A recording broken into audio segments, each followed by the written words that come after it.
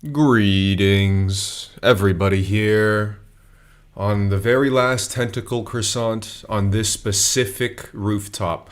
Well, technically, I'm still probably gonna have the rooftop. So Right. in this specific simulator transponder.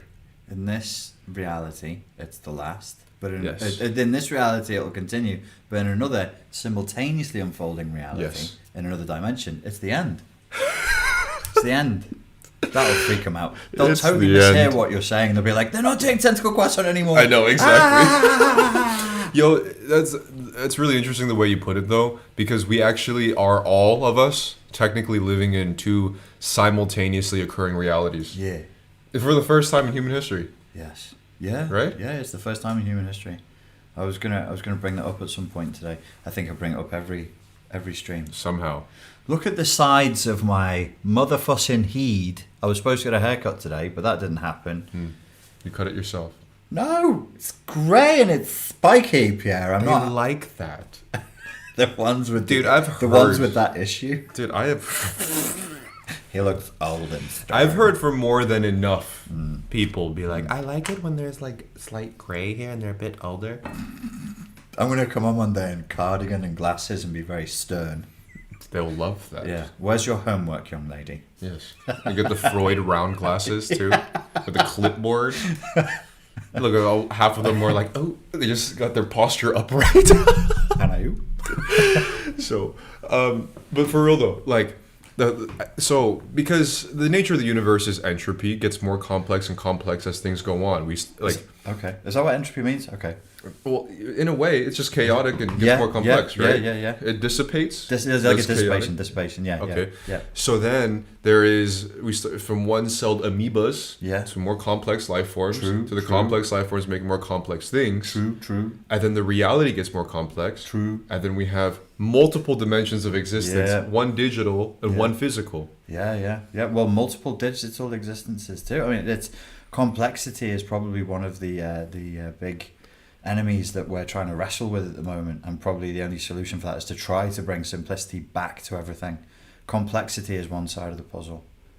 Another side of the puzzle, I think, is remote control.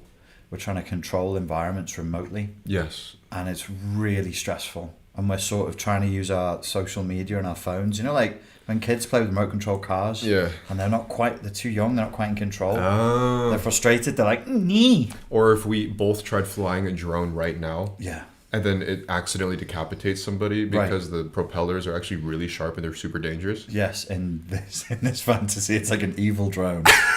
A decapitation. Kind of, yeah. It's a Mexican cartel strength drone. Yes. Dude, for real though, man. Those things are fucking dangerous. I saw a clip the other day. I think someone commented it. It was like drones versus Americans. Okay. Some dude was flying a drone. The very first clip, some dude was flying a drone near the beach, right? Oh, thank you for the super chat. Really appreciate it. Well, that was like our first one here on this I channel. didn't even know you could get super Yeah. chats. That's a new novel. So the dude, the one guy's flying the drone, another dude, pretty big dude, shirtless, flip-flops. Mm-hmm. Turns out this happened where I used to live in Huntington Beach. Oh, wow. I walk down that street all the time. Oh, shit. And he took his t-shirt and just fucking whacked the drone. This $1,000 drone just shit. dismantles like right on the street, man. Yeah. Yeah, no, it's an issue. The complexity is an issue, and then trying to control reality. It's not even external reality because it's kind of a virtual reality. Yes. Like if I say to you, some shit's happening in British Parliament at the moment, you can look at pictures of it online, but you've never been, like I've never been inside, I've just stood outside the building. Sure. And we're like, let's say words on Facebook that control what happens in a virtual reality we've never been to, and then get really emotionally invested about it. Right. Like be fucking really mad. We're like, make the men do what don't fucking... And everybody's like that. They're furious. How funny is that, am I exaggerating when I say 85% of our reality is through a virtual remote outside that we can't even see or do anything in? Well, I think it's a really good idea to start slicing it that way. We can't say it's definitely 85%, but what we can say there is a territory that's demarcated through time and attention, and it's grown. Yeah. Like it started at 20. Yeah. You fuck around. Nobody took MySpace seriously. My God. And then it's just slowly gone like 20, 25, 30, 35, up and up and up. And it's taken, like, that's one problem is that it's taken up way too much of our consciousness space because it's not that it has nothing to do with reality. It's that the way it reflects reality is such a warped hall of mirrors, and it's dark. It's freaky and it's dark. It's not. It's a scary kaleidoscope. Well, if anything, kaleidoscopes are actually really scary if you're even looking at it for longer than 5 minutes. Like no kaleidoscope is built to look at that thing longer than just a few seconds. That's the problem with acid trips, isn't it? Yes, like, it's too long. Like, look at the kaleidoscope. You're like, yeah, 5 minutes would be fun, but 12 hours is fucking me up a little. Could you just let one of my eyelids droop? No, look, gaze upon the colours for eternity. I don't want to. It's I guess it's the effect of like you stare at any object or hear the same. Oh, how about this? You say the same word over and over and over again, and it just it loses its meaning. Yeah, it gives you a little existential thing. You hear the yeah. lemon, lemon, lemon, lemon, lemon, lemon, lemon, lemon, lemon, lemon. And then it just completely shifts everything. There's no lemon anymore. Yeah. That's what we should do in a mind control cult is make everybody just sits there just rocking going lemon, lemon, lemon, lemon, lemon, lemon, lemon. And then you're like, when there is no more lemon, then you're ready for the next level. Oh my God. When lemon becomes meaningless. You could literally deconstruct reality like that. Yeah. I think that's what a lot of like meditation and chanting techniques is. It's just that. You can choose any word. It doesn't need to be Sanskrit. It could be any word. Right. You say it enough times and it will break something inside of you. I broke my lemon. You say any one thing long enough and it breaks something inside of you. Can I squeeze your virtual lemon? Wheel it. Yes. While squeezing the flip juice. Like how the flip juice is squirting on you this whole time. I've seen a few people have commented, you've got a little tongue flicking. Yeah. And I end up with a little squirty heading towards me boobs. It's a bit distracting. Where else would it go? Where else? Yeah, where else would it go? Fucking weirdo. Damn it. What are you saying? So that's the thing, though. Like this virtual thing here has. Does it have more power than physical reality now? That was what Zizek was warning about years ago. He was like, it's going to have more gravity in the end, and maybe in an era where you can organise violence, real world violence on a Facebook post, you know, it's getting there. For sure it's getting there. I think like the thing I would say is like we just need to take that space back. It shouldn't have that much power because I can't verify this whole issue of fact checking and verification. I think is an echo of a more deeply sensed unconscious intuition about the implicit deceptiveness of the medium itself. We know it's not real. And we're like, no, I've already invested in it being real. I can't back off now. It's getting mad at a magic trick being fake. Right. When the very format of the magic trick is to trick you. It's an illusion show, homie. Yeah. Why did you illusion? Where's the illusions here? We literally told you. That's kind of what it is, right? Yeah, it's people getting mad at a very medium, a very format that is built to deceive you in the first place, and you're getting mad at the thing for deceiving you. Yeah. It's like dreams. It's like a dream mirror, a scrying mirror. The magician John Dee was said to walk around with a piece of black obsidian in his pocket, and he could talk to spirits through it. Yeah. I remember I told you that weird dream I had where we'd all fallen into John Dee's experiment. We were all permutations of John Dee spilling out across different timelines. Oh, yes. I mean, somewhere in back in time, there's a really angry magician screaming at his assistant, "Put the stopper back on the bottle!" Yes. Did you see what happened in 2021, you fucking idiot? And it's probably just one bubble popping. Yeah. You know, it all happened, and that's it. It's like, look at all these realities, you moron. Yeah, I'm pretty sure there's a Rick and Morty episode. Yeah, there would be. Yeah, there would be. So,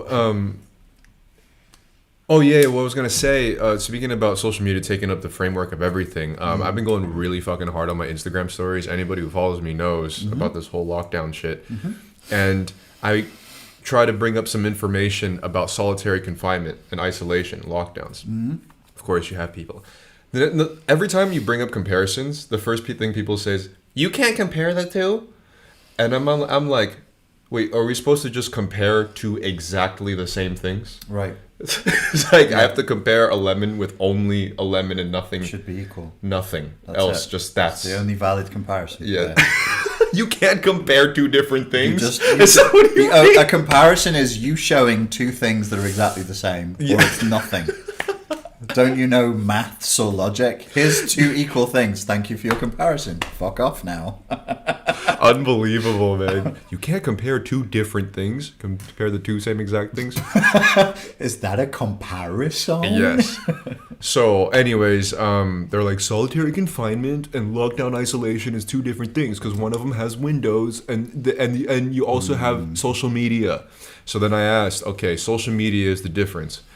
Can we agree that social media has been seen to be bad for your mental health?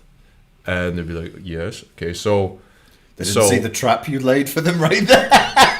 He puts out the bear trap. So clunk. Don't give my techniques away. Let them do it. I will not be able to catch my rabbits. Allow me to say another sentence to you. Clunk. Dude, hey guys, look, I'm going to give it out to only Technical Croissant viewers. This is how you lay out traps.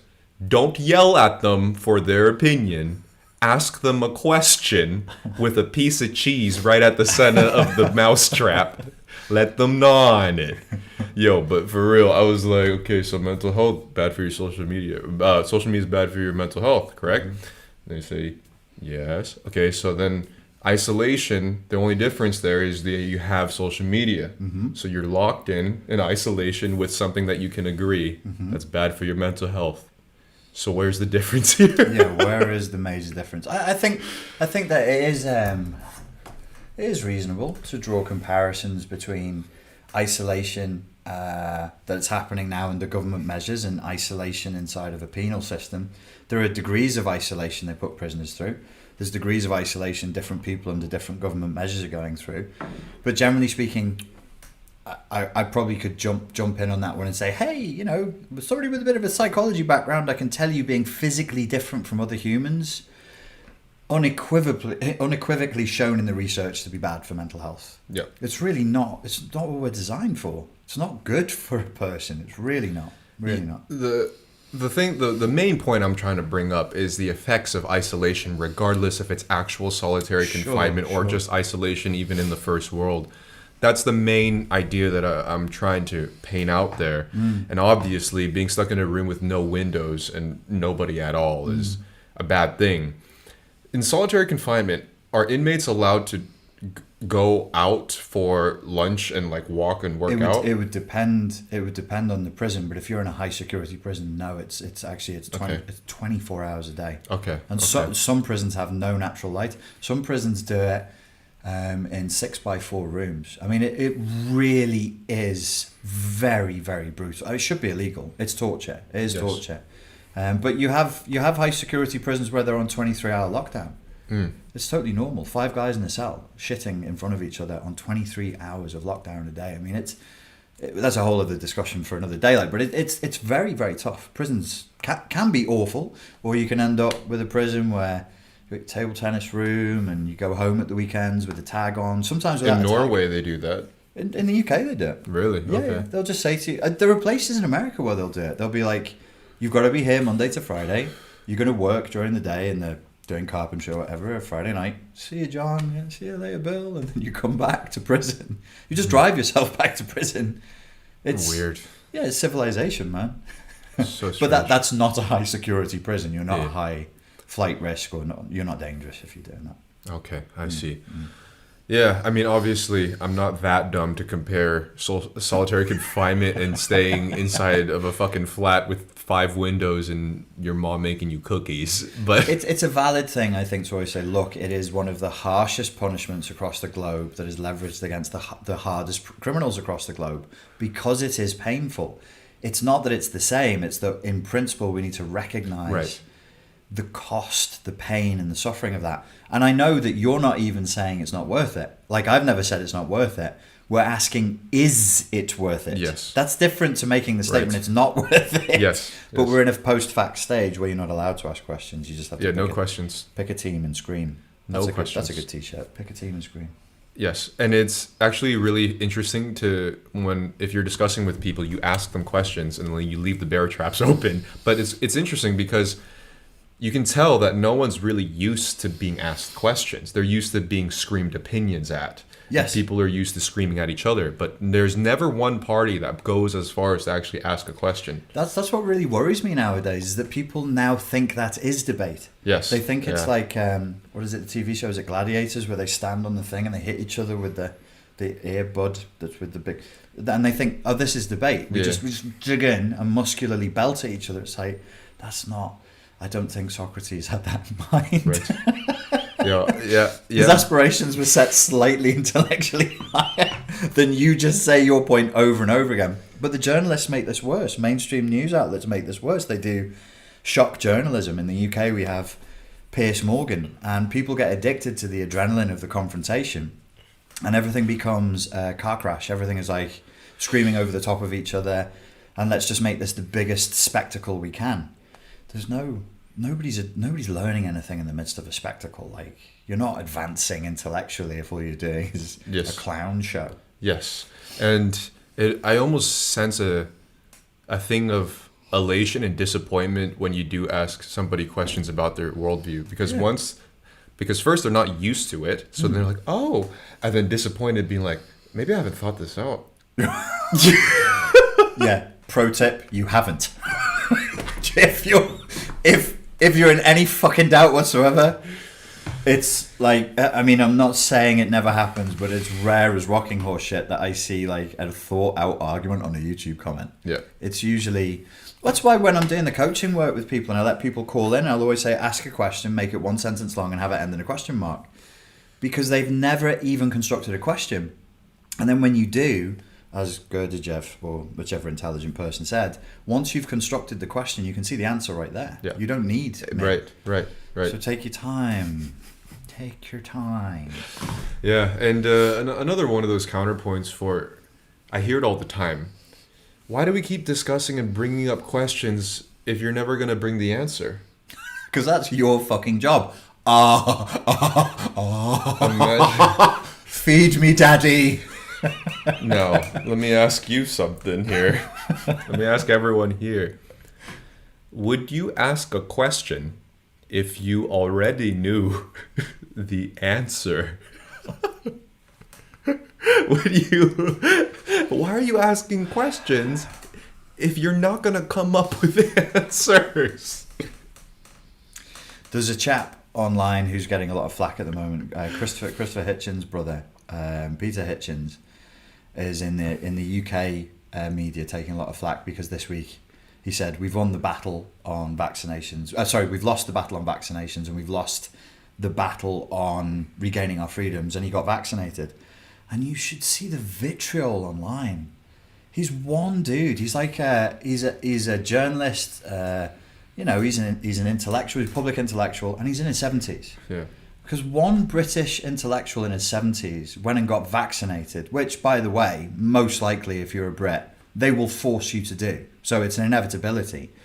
People are having fucking meltdowns. It's like, Santa's not real. You killed the fucking Easter Bunny. I thought I loved you and could trust you. They're like really heartbroken. It's another element of this remote control thing. People put too much on you. Where's the answer? Well, I don't know. Can we have a conversation and ask the questions first? Yeah. No! Give me the prefabricated answer. Show me where to sign up. Show me what's the 3 steps to make this happen. It's like, well, maybe we should all just think more. Yeah. Instead of consuming. Yeah. I've been having this thought today a lot. Obviously, like after this whole D'Angelo Sneeko fucking video, I've really rethought so much. Oh, how did that go? Oh, shit. Is this the root of your mood?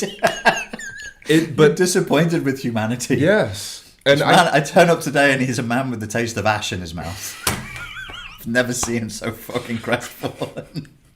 This is the end of Pierre. So he's like, fuck all y'all, like all. It's over. It's over. Like. It's like we're done. Really petty drama you're gonna quit? No.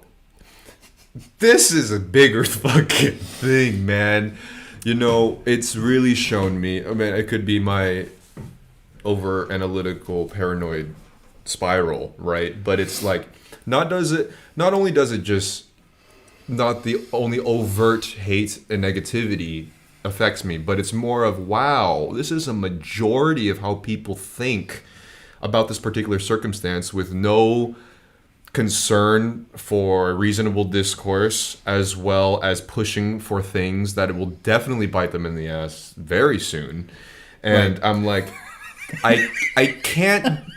I feel like I'm the clown in the circus and everyone has tomatoes, and that's my main audience. You know, it's like, why am I trying to not pander but entertain my own platform? You can say pander, man. You can say sure. Pander. Why am I trying to pander to an audience just full of fucking peanut shells and tomatoes at this point? There's no point of that. Can I offer some psychoanalytic perspective? Always welcome. Always in welcome. Public psychoanalysis. Let's go. I think you're kicking over sandcastles to heartbreak yourself, to force yourself to see things that you are already aware of. It's your shadow work. You just do your shadow work in public for hundreds of people in real time. Yeah, that was a setup. Like, I'm setting myself up for disappointment every time. You're setting them up and you're setting yourself up. Yes. And you set the bear trap, like you said. Yes. And then you're like, see? Yes. See? I'm confirming my own suspicions each time. Which is a really important part of maturing. It's a really important part of like individuating and growing up. And then it puts you in a grief cycle. Mm-hmm. You're in a grief cycle. And I think I'm coming to the what's it called, the light at the end of the tunnel. I need to break this fucking cycle that I keep putting myself in. Right. So, but yeah, like, so I can't tell if it's this is what I'm thinking about. I can't tell if it's self-sabotage or it's of some other elements that I already know. Or is it self-sabotage if what I'm trying to do isn't exactly intentionally offensive, but rather just trying to start an oppositional discussion? It's self-sabotage in a sort of a Jungian, Adlerian sense, which is ultimately Nietzschean, because they're both such followers of Nietzsche. You are sabotaging yourself. It's self-destructive, but that's a version of yourself that probably needs to die. Yes. So you're like, fuck them and fuck him. Yeah. Because it's constraining. I'm in the same position. Every once in a while, I'm like, really?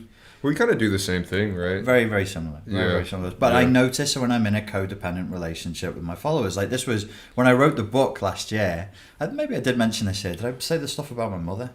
On my YouTube channel. I might have said it here. I never really know what I'm saying here. So I was writing this book, and it was autobiographical and sort of a memoir, and I'm in a lot of pain, and I can't really move. And so I went deep. I ended up writing 80,000 words in 3 months. It wasn't a good 80,000 words, but I wrote a lot. And I realized my relationship on Spartan Life Coach hadn't meant to be, but I was talking predominantly to iterations of my mother from when I was 8 years old. So when I was 8, I was my mother's therapist. My father's the abandoning narcissistic psychopath. And she was, when I was 8, she was 33, 34. And then from the age of 8 to 12, before I went to boarding school, I gave her therapy. It's emotional incest. Like I'm in the wrong role. And then I went to boarding school, so it stopped. So she was the exact age of all my female fans talking about the same thing, the same dude. And I was like, after 6 years of this, I'm like, why do I feel like shit? And I'm like, I'm still talking to my mum and I'm saying the same shit. And that's why it has to stop. Yeah. It's deep. Obviously, I didn't say this here before. But that must have really shook your worldview, man. It fucked me up. I was doing therapy in a flat in Hoylake on my own. Like, wow, I can't believe I did this. 7 years of my life. Why am I here? Yo, that's a big realization to hit, man. Huge. Oh my God. It's huge. That was off the back of, I read Dave Goggins and Douglas Murray's book, not The Strange Death of Europe, the other one that I always forget the name of. And there was so much vulnerability and risk-taking in what they were doing. I was all inspired. Douglas Murray? Douglas Murray, yeah. What is his book, guys? Not The Strange Death of Europe, the other one. Where he goes, Madness of Crowds? The Madness of Crowds, where he just goes into 12 topics, half of any one of which will get you cancelled for life. Yeah. And he just really reasonably deconstructs. You might not agree, you might not disagree, but it's a good deconstruction and analysis of these things. And I thought, that is brave. I'm nowhere near as brave as that. So I started writing bravely. I was like, oh shit, I'm still talking to my mum. It wasn't, Yo, man.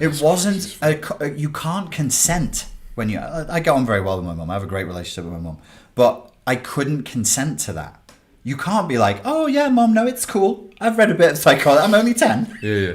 I've read a bit of psychology. Let's do this. Yeah. But we were in a foreign country. Right. She had nobody else to turn to, so she turned to me. So I was psychologist for her, which is, when I wrote that, I was like, oh, Spartan Life Coach is dead. Like, I can't do that. It's a trap.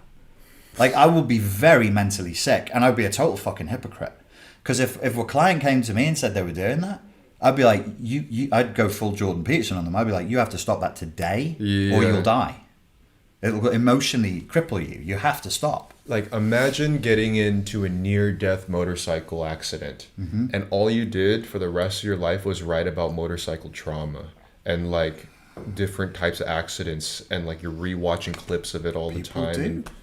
Martial arts. Yeah, I'm training people to fight bullies. Why? Because I got smacked around when I was a kid. Right. So every day I'm turning up to work and I'm like, oh, you could do this or you could do this, and it's like, motherfucker, it won't make any difference when you were 5. Like, you're a grown man now. You weigh 100 kilos. Of course you could do this and this, but it becomes a repetition compulsion. You're reliving the trauma, trying to find a new solution to it. Oh, that's fascinating. Is this a point that's already written down somewhere? Because you should coin it somehow if it is. I started writing about it within the book itself. I was like, as I'm writing this is what's... Wow. Yeah, that's a breakthrough moment, man. Yeah, it was good. It was really good. But I think you could be looking at the same thing. Like the stuff that we're doing, you can become the victim of your own success. You can become stuck into a role. And look, sometimes things that you wanted to do 3 years ago, you don't want to do now. And you kind of hate yourself for it. Like, I was watching that. Did you tell me to watch The Dirt, the Motley Crue film? Yes. I watched it 2 nights ago. It's a great film. It's good, huh? Oh, fucking great. It's awesome, a really good biopic. Really, really good. Yeah. And you see that, like, you see bands who are like the Beatles, and they're fucking kids, and they want to do this, and then, they're 40 and they're singing songs they wrote when they were 22. Yeah. And everybody's like, you're millionaires. Why are you miserable? I would be suicidal if you made me sing the songs I wrote when I was 22.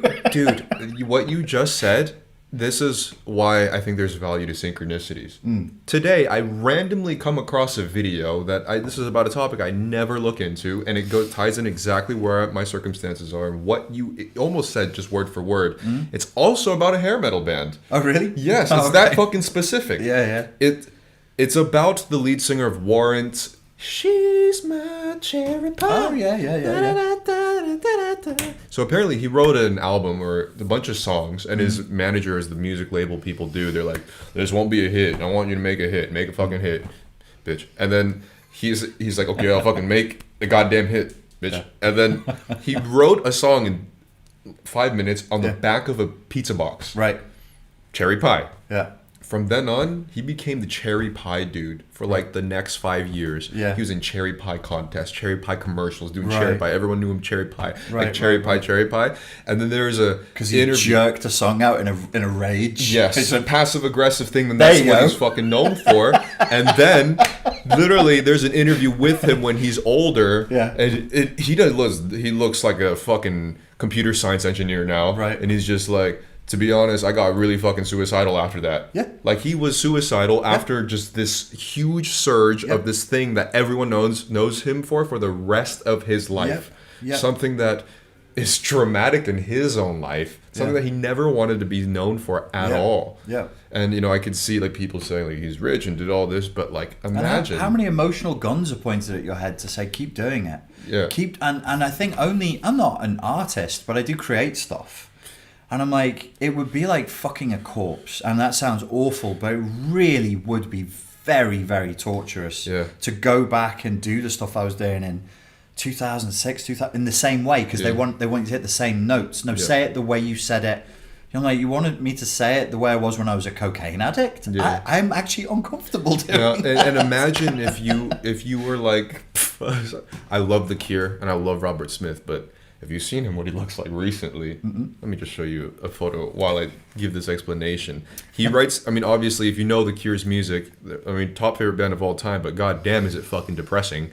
A lot of that shit is really fucking depressing, and he's still touring, but he's still singing the same things Right. in the worst times of his life for decades. Yeah. You know, and this is what he looks like now. Oh wow! Oh wowie!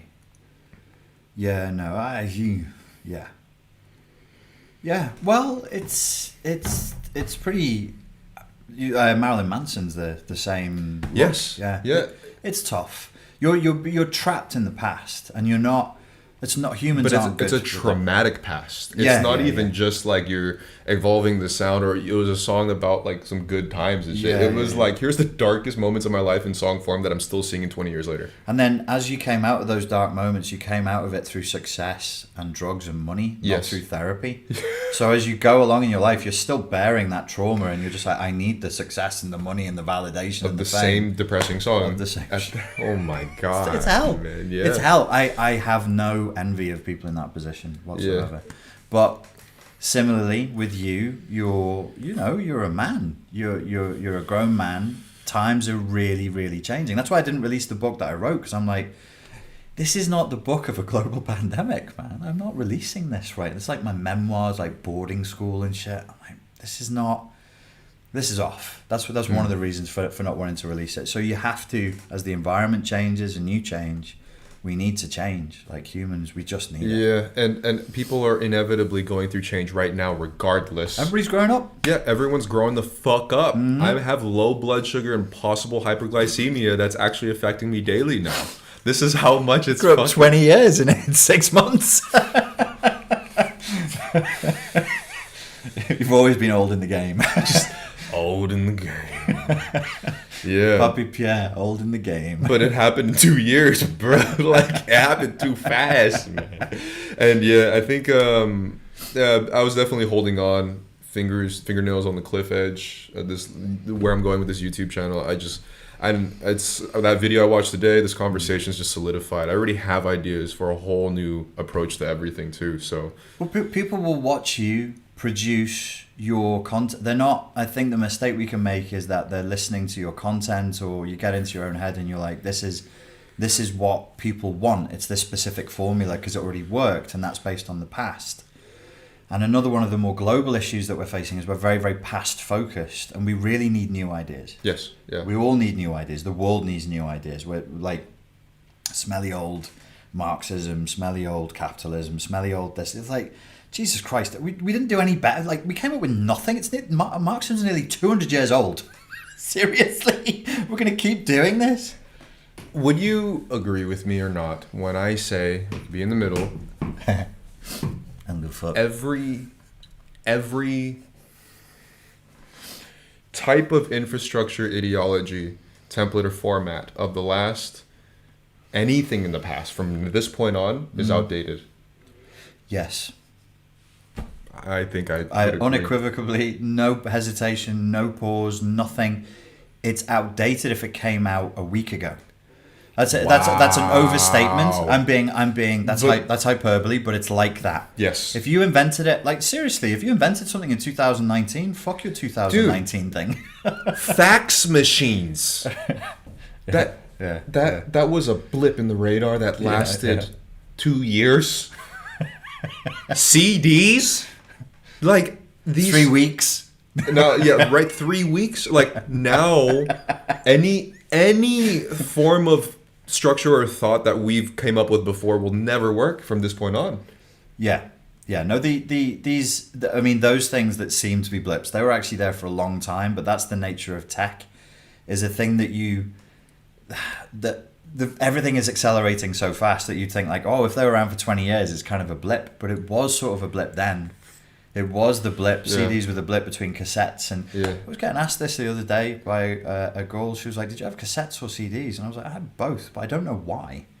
Yeah. Like in the 80s and 90s, we Oh, had. it's just transition period, you know. People got 2 different iPod chargers now. You know, you got the new one and then the Lightning, you know, so it's kind of like the middle ground moving I on. think when we did cassettes, I think it was because we were recording stuff off the radio. It blows my mind that we would put up with this sound That's quality. hilarious. You record shit from the radio and play it Yeah, back. I've heard that, Live yeah. DJ sets and shit. You'd play it back and listen. And I'm like, if the quality of the sound is not pitch perfect, I'm having a fucking temper tantrum. Yeah, right. There's no way I'm listening to shh Yeah. for the whole Yeah, it's track. like fucking 1080p or go home, bitch. yeah. You know, it's So like spoiled. just fucking static and grain. The cassette tape is just slightly loose too. It's just poking out of well, the we'd thing. have to wind it if it got old. It Oh got my stretched. We'd God. wind it and tighten it up. And we made tapes for each other. That was a crazy. We'd write each other letters and make tapes for each other. There's something sentimental about that, That's though, lovely. right? It's really Yeah, that's nice. super cute, man. I've still got some love letters in my mum's attic and mixtapes. Yeah, there was burning CDs. That was a thing too. Like, we'll burn you a CD to play that stuff with things I feel for you. But you Right. wouldn't say that's how I feel about you. You'd be like, here's a CD. There's That's a like, CD. It's pretty cool. I don't know. Yeah, the first track is like fucking. I love you. I want it that way. I gotta go pee, dude. Again? It happens. You're a pee machine. Pee machine. Okay, folks. Let's see if you can hit me with a little question. I made the Spotify playlist for you, says Caitlin. That's the modern version. We don't mix tapes. We just send noodles. I don't know what that's a reference to because I'm old. I have a bunch of CDs. I also have a scanner, fax, photo, printer. Fax is like more secure. There's a reason why people still use faxes, right? Richard, would you call it emotional necrophilia, what you just described? You could do. I think I did mention this on one of the podcasts. The Stephen King story, Misery, is not the misery of misery is not being trapped by a psychopath and having your ankle done in with a hammer. The misery of misery is being forced to write stories that you wrote and rewrite them and go back to characters that you put to bed years ago. And it was Stephen King's clapback, I think it was to Doubleday Publishing, who were forcing him to write characters he didn't want to write. And it's a horrifying. It's like the reverse of what the creative process should be. Could I have another one as well, please, Daddy? Yes. Of this special magic water that makes my brain feel nice. Give me your cup. Thank you, sir. Gracias. Any vaccines in Prague? Yes, but the vaccine rollout is slow here, right?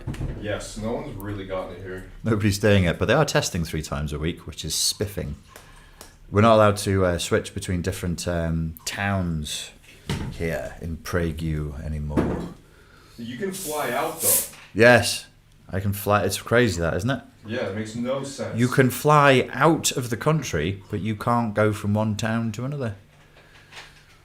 Oh, Are you guys getting the vaccine? I will avoid the vaccine at all costs, but eventually I do have to return to the United Kingdom. And who knows what the rules of the vaccine will be. If the rules of the vaccine are you have to get a vaccine in order to fly or go to the gym, thank you, then eventually I will probably capitulate. But I'll wait as long as I can just to see if people grow like 3 heads. I'll do 3 heads. I'm but I won't planning do on 4. just getting a microchip first, just to test it out. Just get the Reasonable, right? Just get the microchip. Dude, imagine if I just got superpowers, man. From your microchip? Just if I could see and like read people's like heart rate for That no would be reason. Frickin' kill. Yes. Anyways, we were talking about cassette tapes and CD players. How do I get out this crappy situation having saved all those lives? Are you playing a video game or? All right, let's move on from questions. We'll save that for the end here. Question came out left field. We'll come back to your question later. So, sir. okay, so the idea was like the reason why we got on cassettes and CDs. Scooted, my brother. Na zdrowie, towarzysz. Cheers, my friend. Cheers. I put a bit extra gin here so that way I'm not urinating in 5 minutes. All That'll right. still happen anyways. Okay, the idea of cassettes and CDs, because they're a blip on the radar technologically. I mean, they're just a blip on the radar. Like, there's a whole generation that doesn't even know about these things. Like, if you said cassette or CD, they'd be like, what? But the idea is that any form of how we used to structure society, any template of how to view the world at all, is already outdated. Anything that developed in the past at this point. Right. To a greater or lesser degree, well, okay, so let's say we'll call it Pierre's principle. Every idea that we look at should pass the quality test of Pierre's principle, and we should be asking the question, how out of date is this? So everything. So you go, okay, we want to do it like this because we tried this in France and blah, blah, blah. And I'd look at it and I go, well, apply Pierre's principle. Like, how fucking out of date is this thing? Let's assume that it is. Because it probably is. Yes, it is. These are really weird times. Yeah, we're in the darkest imaginings of sci-fi writers now. Right. Yeah. No, like Black Mirror. If anyone's, please watch at least one episode. It's so depressing. So make sure you're already in a bad mood. Nobody who's a watcher of Tentacle Croissant should be watching Tentacle Croissant without watching Black Mirror. Yeah, exactly. Scarce believe it. Black Mirror is an amazing series that really depicts the advancement of technology in a very, very dreary, dark way, but it's also very plausible, a lot of these things, and we probably live in at least 25% of these episodes. But it really goes to show how these types of technologies and the advancement of the time we live in right now is just obliterating any way of how we used to live in the past. There's just no way that you can apply things that we used to do 30 years ago in the timeline we live in now. We'll probably look back on the way we're doing governance right now and be like, wow, no wonder they have problems. That just doesn't even fucking make sense. We're taking money now. Yeah. And now it's just crypto. What the fuck is that? The UK government is looking at creating its own crypto. Of course it is. Yeah. Of course it is. Which we'll all need. It'll come out in 2 years' time and we'll all need it because the economy is broken because COVID. Everything for the next 20 years is going to be, because COVID. Yes. Just because. Wear the dildo on your head upside down. Why? COVID. COVID. Do as you told, you monster. Anything. It could be used for fucking anything. Monster. Do as you're told. One day it's going to be like, you have to wear purple shirts because the color purple is less likely to catch COVID. Yeah, no, it's been science. Sorry, yeah. Science. Yes. Can I see the science? Are you a doctor? No, I'm not a doctor, but I can read a research paper. No. I don't. Because COVID. That should be a shirt, dude. Put because that on COVID. A shirt. Because fuck you. Because fuck you. Because COVID. Parenthesis. Fuck you. Yeah. I had a question for you. Given the stuff that you were putting on Instagram and you're going back and forth with your followers, and it was getting a huge amount of engagement. I saw. I know that it created like a sense of grief for you for what has gone, but was there any optimism that came out of it? I actually, so I sent you an image of this, and this is what makes me optimistic, and also at the same time a little bit like, wow. What's interesting, you go on YouTube and you see one audience that is just shaming you directly. It's not just disagreeing with my point, guys. I'm telling you, it's like personal fucking attacks and shit. It's different. Like, and then Pierre, you just can't take people disagreeing with you. Dude, I liked and commented, thank you for the opposing view. I wish everyone would tell me these things. Like, I got a really good YouTube comment on my second channel that was opposing me, but it was done in a way that it was like, which proves it is possible. It is possible. It is possible to oppose somebody's view without being a gaping arsehole. Yes. Right. So you have one audience there. And then on Instagram, I posted a little question box like, what do you guys think of the thoughts over the whole thing? And a lot of people were like, yes, there is something very serious with the consequences of being isolated and locked down for a year on end. Yeah. Now, a lot more people did that than what I got on YouTube. The interesting variable between the two is that the YouTube audience was public, right, where your comment is seen by everybody. Yes. And then Instagram's question box is private, and I also remove their names if I repost it. So which was the more polite one? The private one. Surprise, surprise. Right. There was a meme that used to go around years ago, and I mean like back in 2008, and people would repost it on forums, maybe earlier, 2006, and it was a chalkboard, the old memes, and it was a chalkboard, and it said normal person, and then it was add anonymity plus audience equals wanker. and there was like a normal person who would just sit there and be like normal, and then over Wanky had a speech bubble and he was just shouting shit cock. Yeah. Because anonymity, audience, it's like it's too tempting to not be a fucking dick. Yes.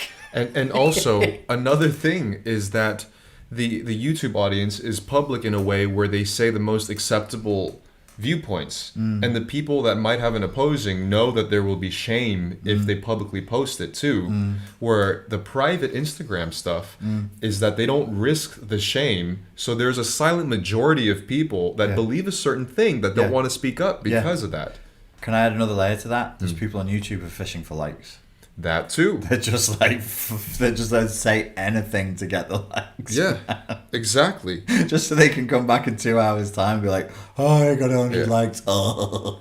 And at that point I realized, and I'm never making a video about another fucking YouTuber influencer again, or at least if I do, I'd praise them. I would get on my knees and pray at the altar of D'Angelo or whoever the fuck, man. Because I haven't watched that video. Did you even-handedly criticize Sneeko and D'Angelo? Yes, okay. I said Sneeko, like, dude, you're being a straight up bully here. Like, what is this? Why are you flexing, dude? You're being crazy. And then I would lay out certain things. The funny thing is, you first brought it up, but at the same time, it's further confirmed. Anybody who came from Sneeko's platform were not hating me at all. Right. They were not insulting me. Right. They were not being rude. All of D'Angelo's were. Right. Sneeko saw me in one of his premieres the other day. Yeah. And said, hey, yo, Pierre, you want to come out here as a song reference? And then he goes, good video, Brody. Okay. And I insulted him in the video, and he said, good video. The same amount for both. Yeah. Okay. Yeah. Okay. So, and on the other hand, you have an audience that's supposedly supposed to be more fighting for the greater good and like inclusive and nice. But they were the ones bullying me. Right. The other guy was an overt bully, but none of his audience or him attacked me. Do you know the way like the narrative nowadays gets sliced? Like you slice a piece of cake and you go, oh, it's left versus right. Maybe one way of slicing the cake is like resilient versus non-resilient. Okay. And people who believe in their intellectual immune system and people who have no faith in their intellectual immune system or the intellectual immune system of people around them. This one will let you do whatever you want because you're a person, I'm a person, fuck you, whatever. This is like, fine. This one can't let anybody do anything. They're total control freaks because they're panicking that the world is about to slide off the edge because somebody somewhere had a wrong think. It's too, like what I'm saying is an exaggeration. It's too much, but it's a characterization, but it's something like that. Yes. And it's resilience is the difference. They just have no resilience whatsoever. Yeah. So everything is like a coerce. Let's coerce the way you feel. Let's shame you into altering your narrative. Yeah. It's like, dude, just let it be. Like, why? What's with this weird control? Yes. Like, you don't even control yourself. Yeah. Why are you trying to control the fucking world? Who the fuck are you? You don't know. But they all do, though.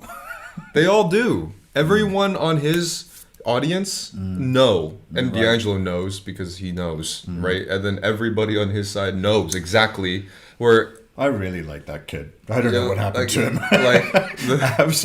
I remember a year ago watching his stuff and going, that is reasonable.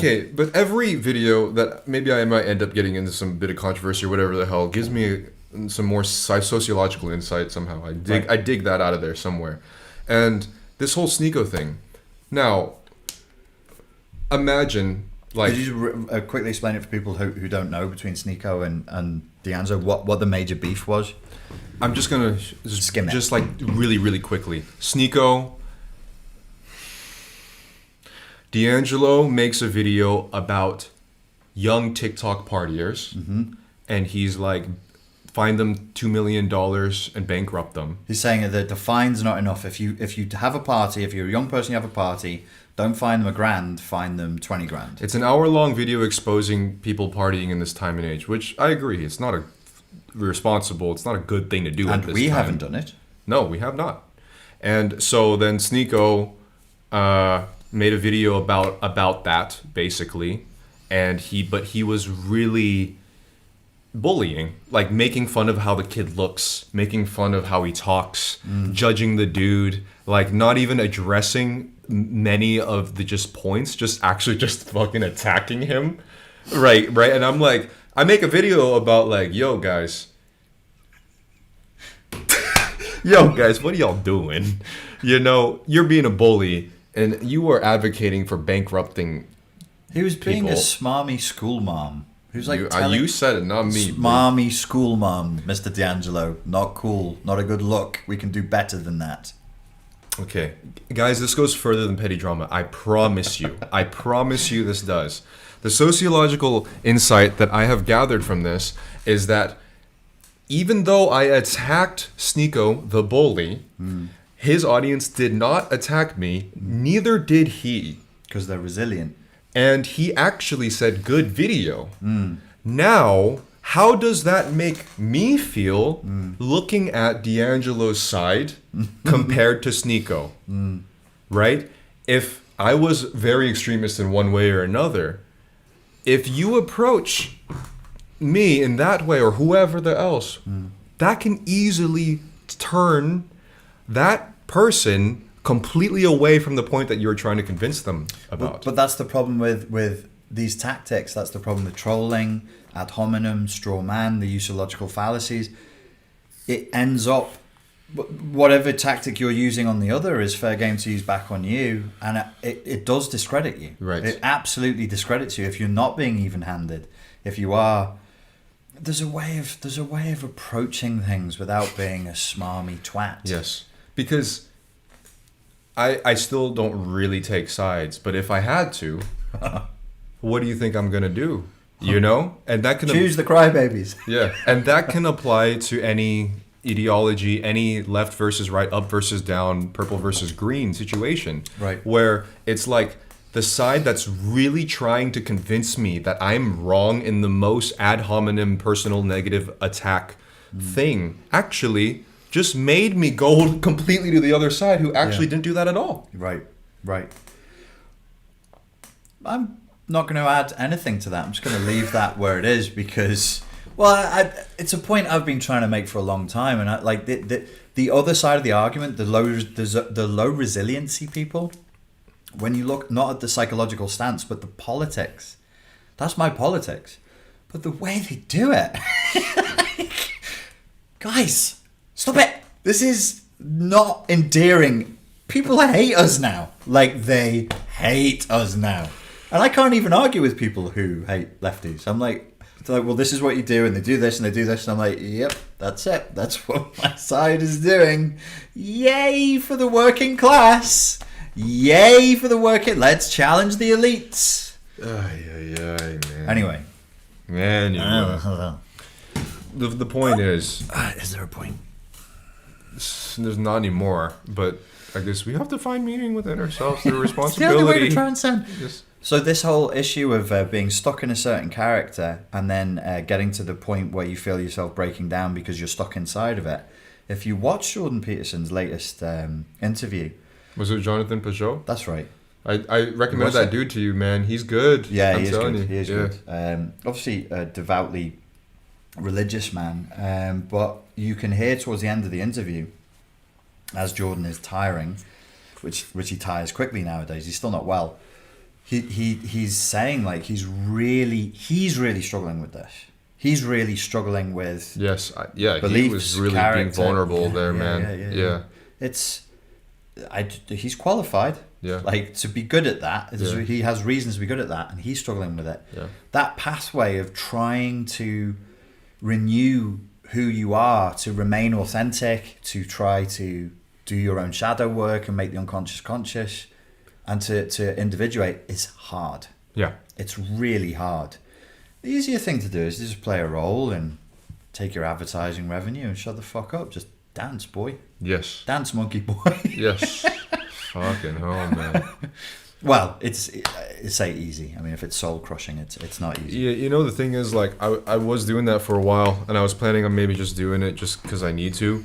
But when it comes to a situation, it would be different if it was like, we could go out for a steak dinner tonight. You know, we could sit on the fucking warm spring air in the evening, sharing a gin and tonic, and all this drama shit just floating around in the YouTube it's world. just a job. People are getting mad doing the thing, you know. Yeah. But now because the only difference between solitary confinement and lockdowns is social media. Yeah. So we're in isolation with social media, and that's like taking up 80% of my fucking everyday schedule, because what else is there to do? Yep. I don't want to be exposed to just that. You no, know? it's actually, and it's, you know, you've taken a lot of responsibility in that analysis there. It has actually just in and of itself become more serious. Yes. Like, yeah.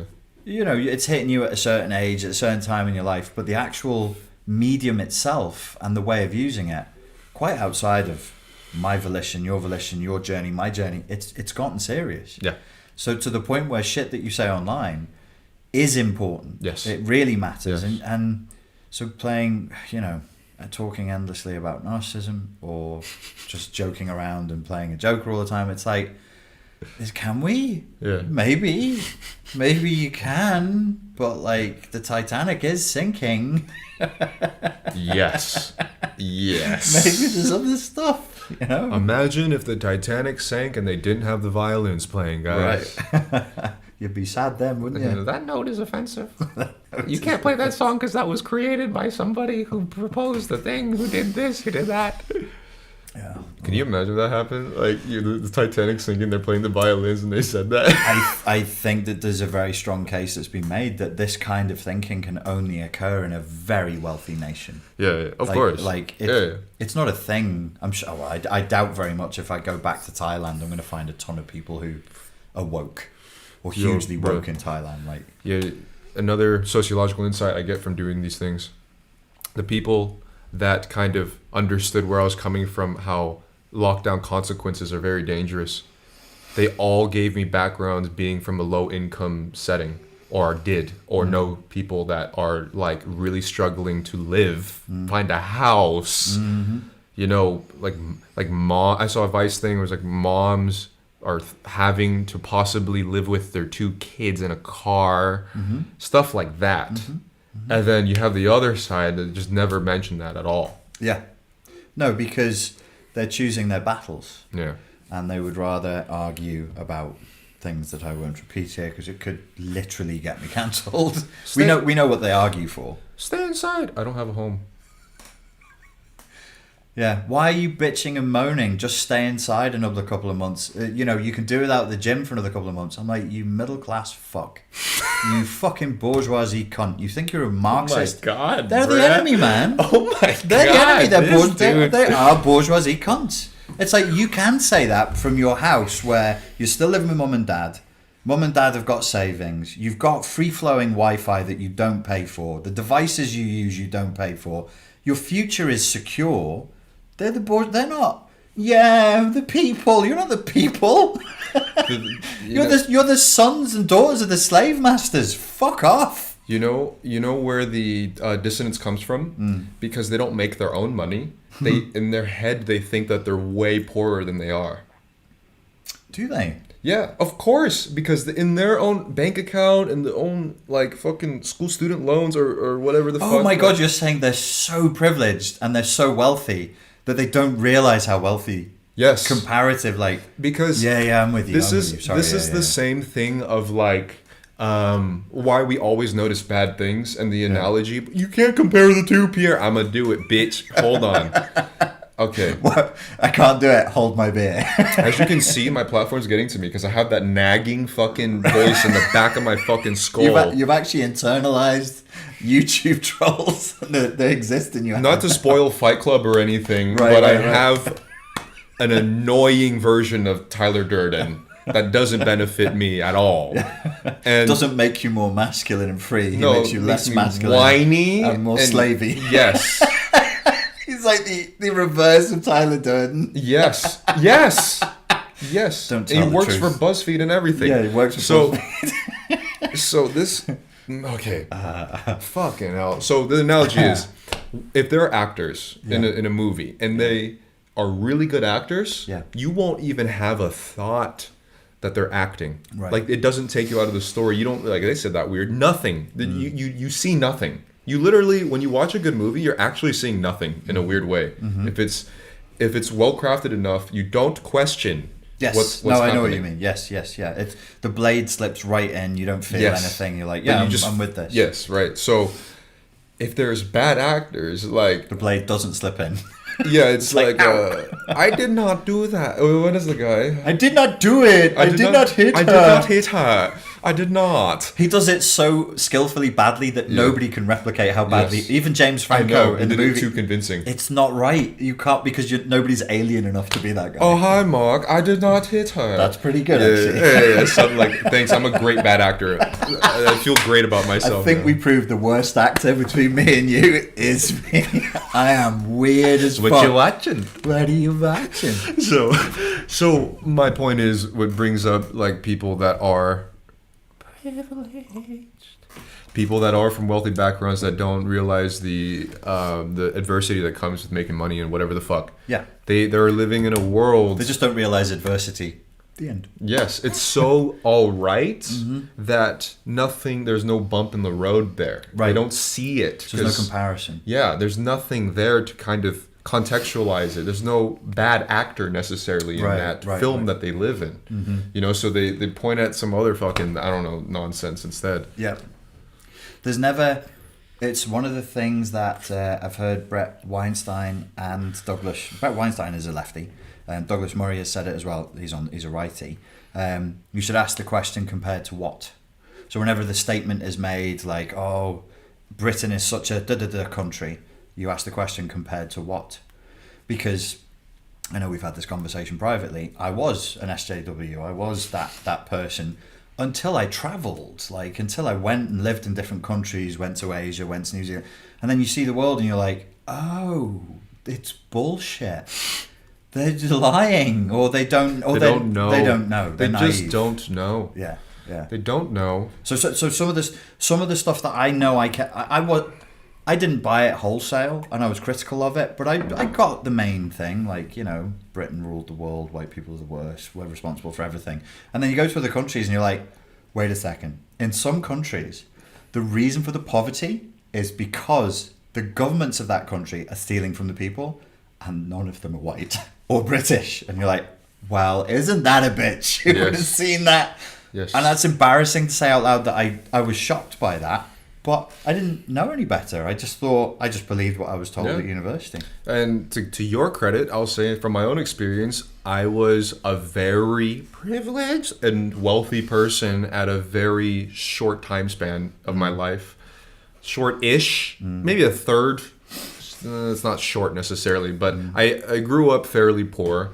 Then had a time of utter wealth from my family that I did not work for. And I really was leaning towards this worldview of things. Right. I was buying so many clothes and digital fucking furniture from my parents' money. And I thought I had the idea of the world correctly, you know, but I never realized that I was living in a good movie with no bad actors until the movie fucking ended. Right. The movie ended, and that's when everything was like, oh shit, there is a total different thing that the beautiful set design didn't allow me to see. The warehouse behind the studio, the cameramen, the industrialized grit filled with grease and dirt behind the scenes. I never saw that until that moment in my life. Yeah. And it's a disillusionment, isn't it? Oh, it was the worst fucking existential. And it creates grief. Yes. But that's what you need. That's what humans need. Otherwise, they get really fucking weird ideas in their heads where they can be actually lower middle class, but lower middle class by American standards is pretty high globally, and not realize how rich they are. Yes. Yeah. No, we're poor. No, you're not. We're suffering. No, you ain't. Yeah. No, you ain't. You've never been hungry. Not one day. Not one day in your life have you been hungry. Not once. You never skipped a fucking meal. Look at you. Yeah. You clearly have never been hungry. Get the fuck out of here. Yes. And then, you know, because that negative feedback from the environment, the bumps in the road, as you say, that causes you to grow, and it wakes you up. Yeah, I mean, you know, if you're constantly watching the best or really good movie most time with really special effects, a slight continuity error stands out more. Yes. It was like, oh, the hat was on this way, not this way. You know, you start seeing those things. Yeah. And then you start calling out the hat, but not the plot of the movie. Right. There you go. Yeah. How's that for an analogy, yo? Yeah. So that's where the fetishization of easily identifiable symbols comes in, which is the backwards baseball cap, not the narrative of the film itself. So, are we all just looking too deeply at the angle and color of the baseball cap as opposed to the plot of the entire movie? No doubt whatsoever. Sorry, that wasn't a question asked of me. It's asked of you. I'm just jumping in there and saying there's no fucking doubt whatsoever that that's the case. Yes. Let me just let that soak in. I can't wait to move, man. I'm gonna be moving this week. What day do you go? Seriously, the internet's supposed to be made tomorrow. I get to spend my first night at that new flat tonight. Wake up early in the morning, get the internet hopefully set up, dismantling fucking all of these 10 monitors and everything, and see what I can do, man. Breaking it down. Lovely stuff. You'll be much happier in the bigger flat. Yes. More light in there. It's going to be good. Moving from one cell to the next, baby. This one just got bigger windows. Better quality of cell for Pablo Escobar. So what I was asking you if there was optimism that came out of that, because there was actually, you saw some pushback on the narrative. Yes. More pushback now than you were saying 6 months ago. Yes, because, you know, it's one thing, you know, it wasn't extremists. It's just people like me, you know, people that are just younger perhaps and just living their life. They're not on too far on one side of the political spectrum. They just all are silently agreeing that this is going to be a bigger issue for a while that no one's speaking about right now, that it's against the narrative. And I am starting to see a shift in the tide at the moment, and I'm glad it is. Did you enjoy the seminar I did for Iconic? Pierre helped me with the seminar for Iconic. Thank you very much for doing that. Read out the questions and stuff. Did you like it? I did like it. Towards the end, I think it was some really interesting points to bring up, like just taking back your awareness, your consciousness in general, because that's like the only power that we kind of have at the moment, right? So we must all do that. There's a war on for your conscious awareness. It is yours. It's your brain. You can take that space back. Like Pierre was saying, with the amount of space that we currently afford social media, we just don't have to do that, or mainstream media or TV. We just don't have to do that. And I think one of the things to realize is it's not neutral, nor is it for you. It's not good for you. It's to use you in a certain sense. It's to make you dance to its tune. And I think once you've got that through your head, you'll be much more wary of what you imbibe. I've been into hypnosis and mind control and psyop since I was a kid, and I just won't let stuff in without my say-so. Just won't do it. You know, what'll be an interesting, maybe a video idea or just a topic to discuss now, is that I think you and I both, sometimes I can get swept up into it for sure, but what are the questions that you ask, or what are things that you are wary about when you're watching a form of content or anything that could be questionably propaganda? Like, how do you discern what's... Now, let me answer that question carefully. Well, one of the things I'm really sensitive to at the moment is anything that has an overtly progressive or woke message in it. Okay. But that's an easy target, because there's an awful lot of that in Hollywood at the moment, and Netflix as well. There's a lot of that being pushed through, and it's very annoying. It's very, very... I really don't like it. I think it's... I mean, I can't say that it's easy, because it might be easier for me to see a bias leaning on one side or the other, whether it be wokeism or not, because there is a very obvious push on the other side too. You can just tell, and they also have their own smugness about things too, if they lean very far the other way too. In films? Not in films. Oh. Films is like mostly fucking that side, for sure. I was going to say, I'd love to watch it. No. Maybe that No Country for Old Men. I think that has a little bit of a right... It's more right, for sure. It's more right. But yeah, I mean, you won't see like So you were actually talking about the news and mainstream just media. even YouTube videos and shit. Like it's just like other types of media. Like you're talking about the smug dismissiveness of right wingers who don't want to hear anything that right. lefties. Like that shit. And sure. I'm trying to think of ways like how do you catch these things for somebody who might not have the eye for it. I don't really know how to say how a person should. I know how I do, and that is one of the things was with reading a lot when I was a kid and taking acid. When I took the acid, I'd get obsessed with the stuff I was reading, and I'd be like, "What are words? What is language? What does it mean? Is language a mental virus? Blah blah blah." And I wanted to write myself. So when I'm watching a movie or listening to a piece of content or an advert or marketing, I'm like, what are they doing? Oh, I know what they're doing. I wouldn't do that. I do this. Oh, I wouldn't do that. I do it like this. Yeah. Oh, that's really clever. That's really clever. Ironically, really like that's like a postmodern deconstruction. I'm right? deconstructing the whole time. That's what acid did to me, man. Yeah, me too. It's just everything you give me, I'm like, no. You can't stop it too. No, stop. You can't stop. It breaks you. You can't stop. Don't do it. You don't do it. You go crazy. You go psychotic. You go full Nietzsche. You're like, nothing is real. Everything is perception. All the time. All the time. It's painful. Truly painful. Okay, ask me a question and have it one sentence long and end in a question mark. If your words are constantly censored, there's a lot of truth in that. You have to ask yourself, why do they work so hard on dividing us? Because we're so powerful together. My God, what a beautiful question. Leading to a beautiful, simple truth, we can assume by the severity and the hysteria and the energy that's being put into the measures, you can just go ahead and assume that we are way too powerful, unified. So whatever racial boundaries, here's me on proper mystical conspiracy theory mode.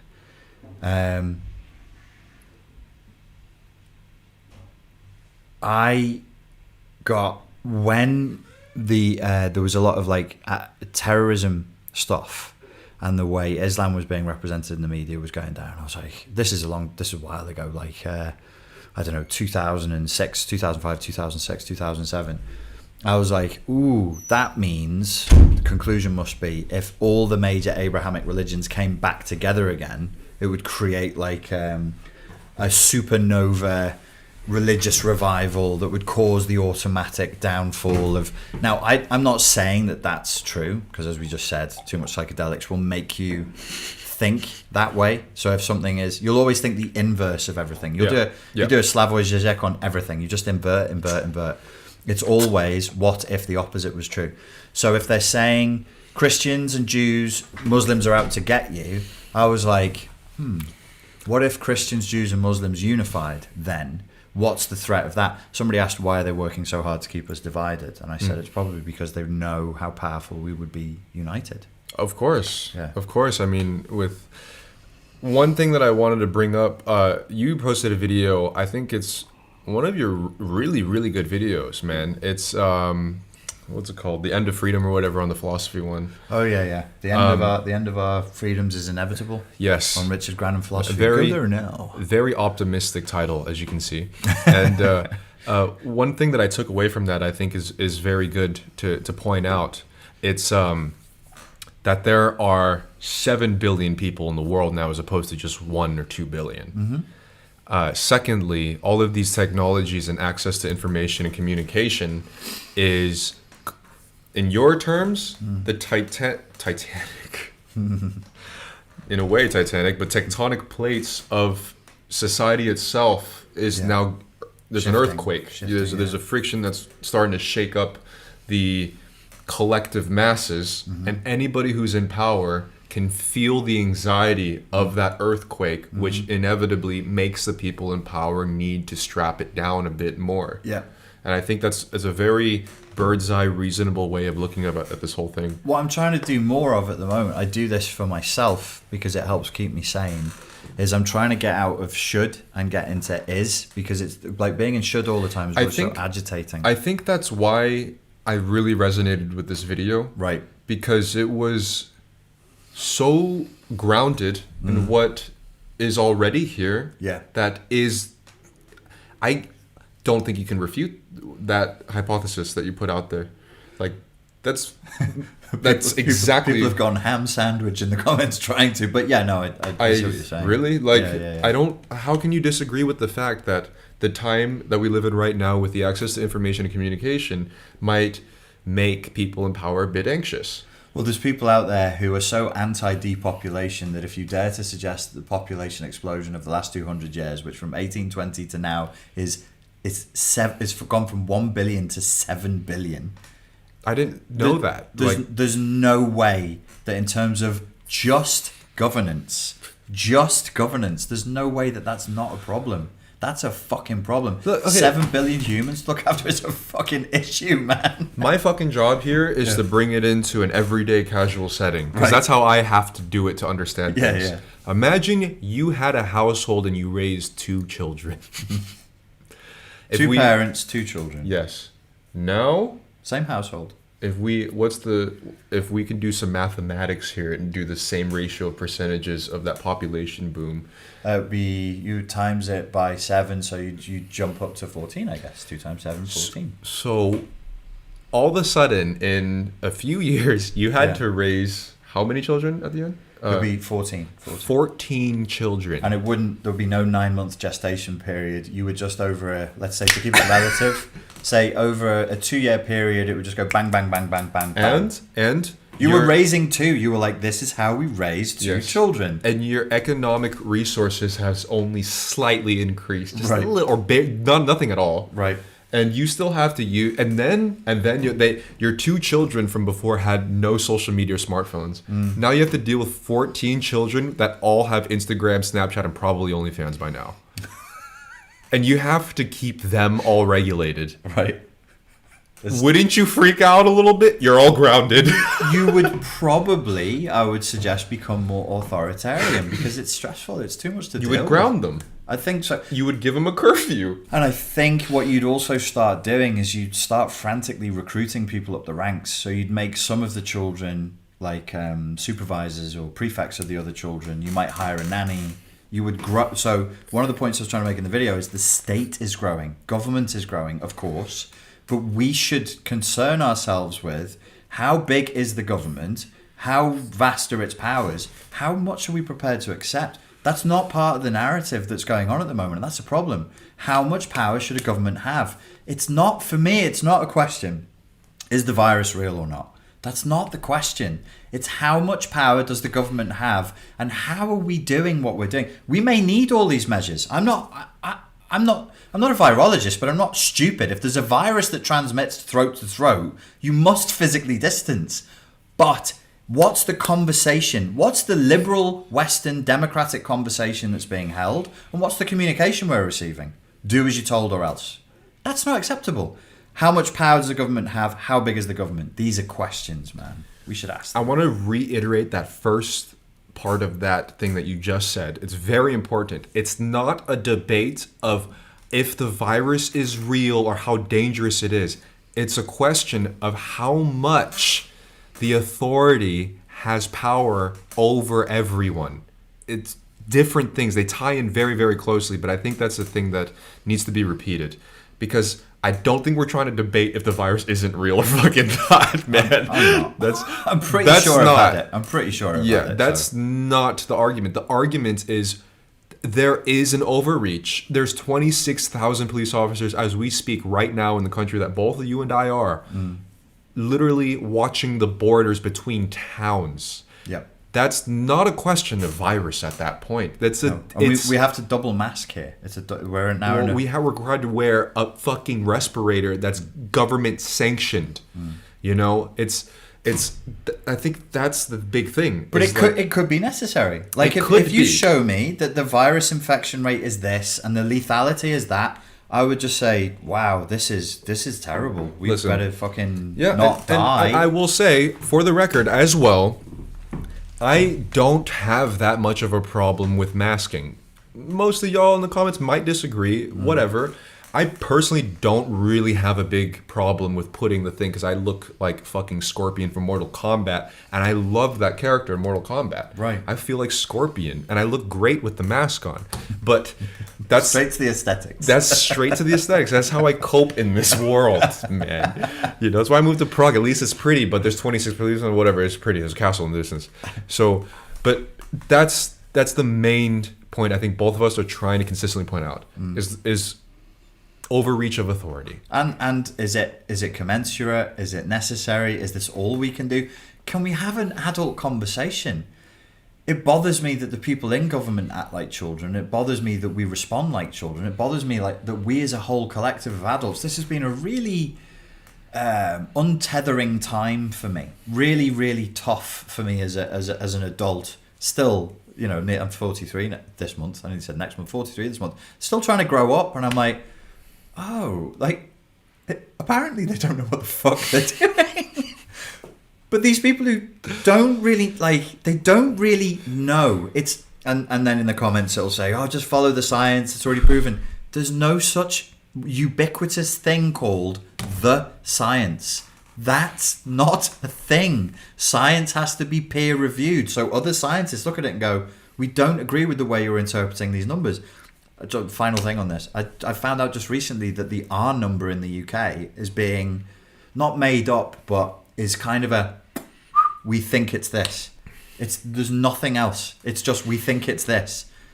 We must have like question. Like, can we talk? No questions. No questions. No questions. No questions. Do as you're told, or you hate old people. Because these tentacle croissants lead to too many breakthroughs to quantify into just one thought. I'm gonna try to grasp to one, and it goes back to that last video you made. I highly recommend I'm slurring. I highly recommend everybody to. I am telling you. I highly recommend you to watch this motherfucker's video, man. No, it's really good. And I think if you further push that into the analogy of a parental household, it makes more sense because, you know, I don't blame anybody who might be a bit older who don't have digital literacy. I mean, I don't blame anybody over a certain age that doesn't know what the fuck a crypto or a Snapchat or an OnlyFans or an Instagram or the algorithm and how that shit fucking works. Now imagine you're in that mindset of not knowing how these things work, but your 14 children that boomed in the span of 2 years all do. Yeah. Yeah. You would freak out. Yeah, that's when you watch the House of Representatives interviewing Mark Zuckerberg, you just think, holy shit. These are out of touch? These guys are about 10 to 15 years behind. Of course they are. Government is always 10 to 15 years behind. Why? It's not the military. It's not a tactical unit. It's a bureaucracy. Of course it's behind. The problem is the times we live in now, you can't be 10 to 15 years behind.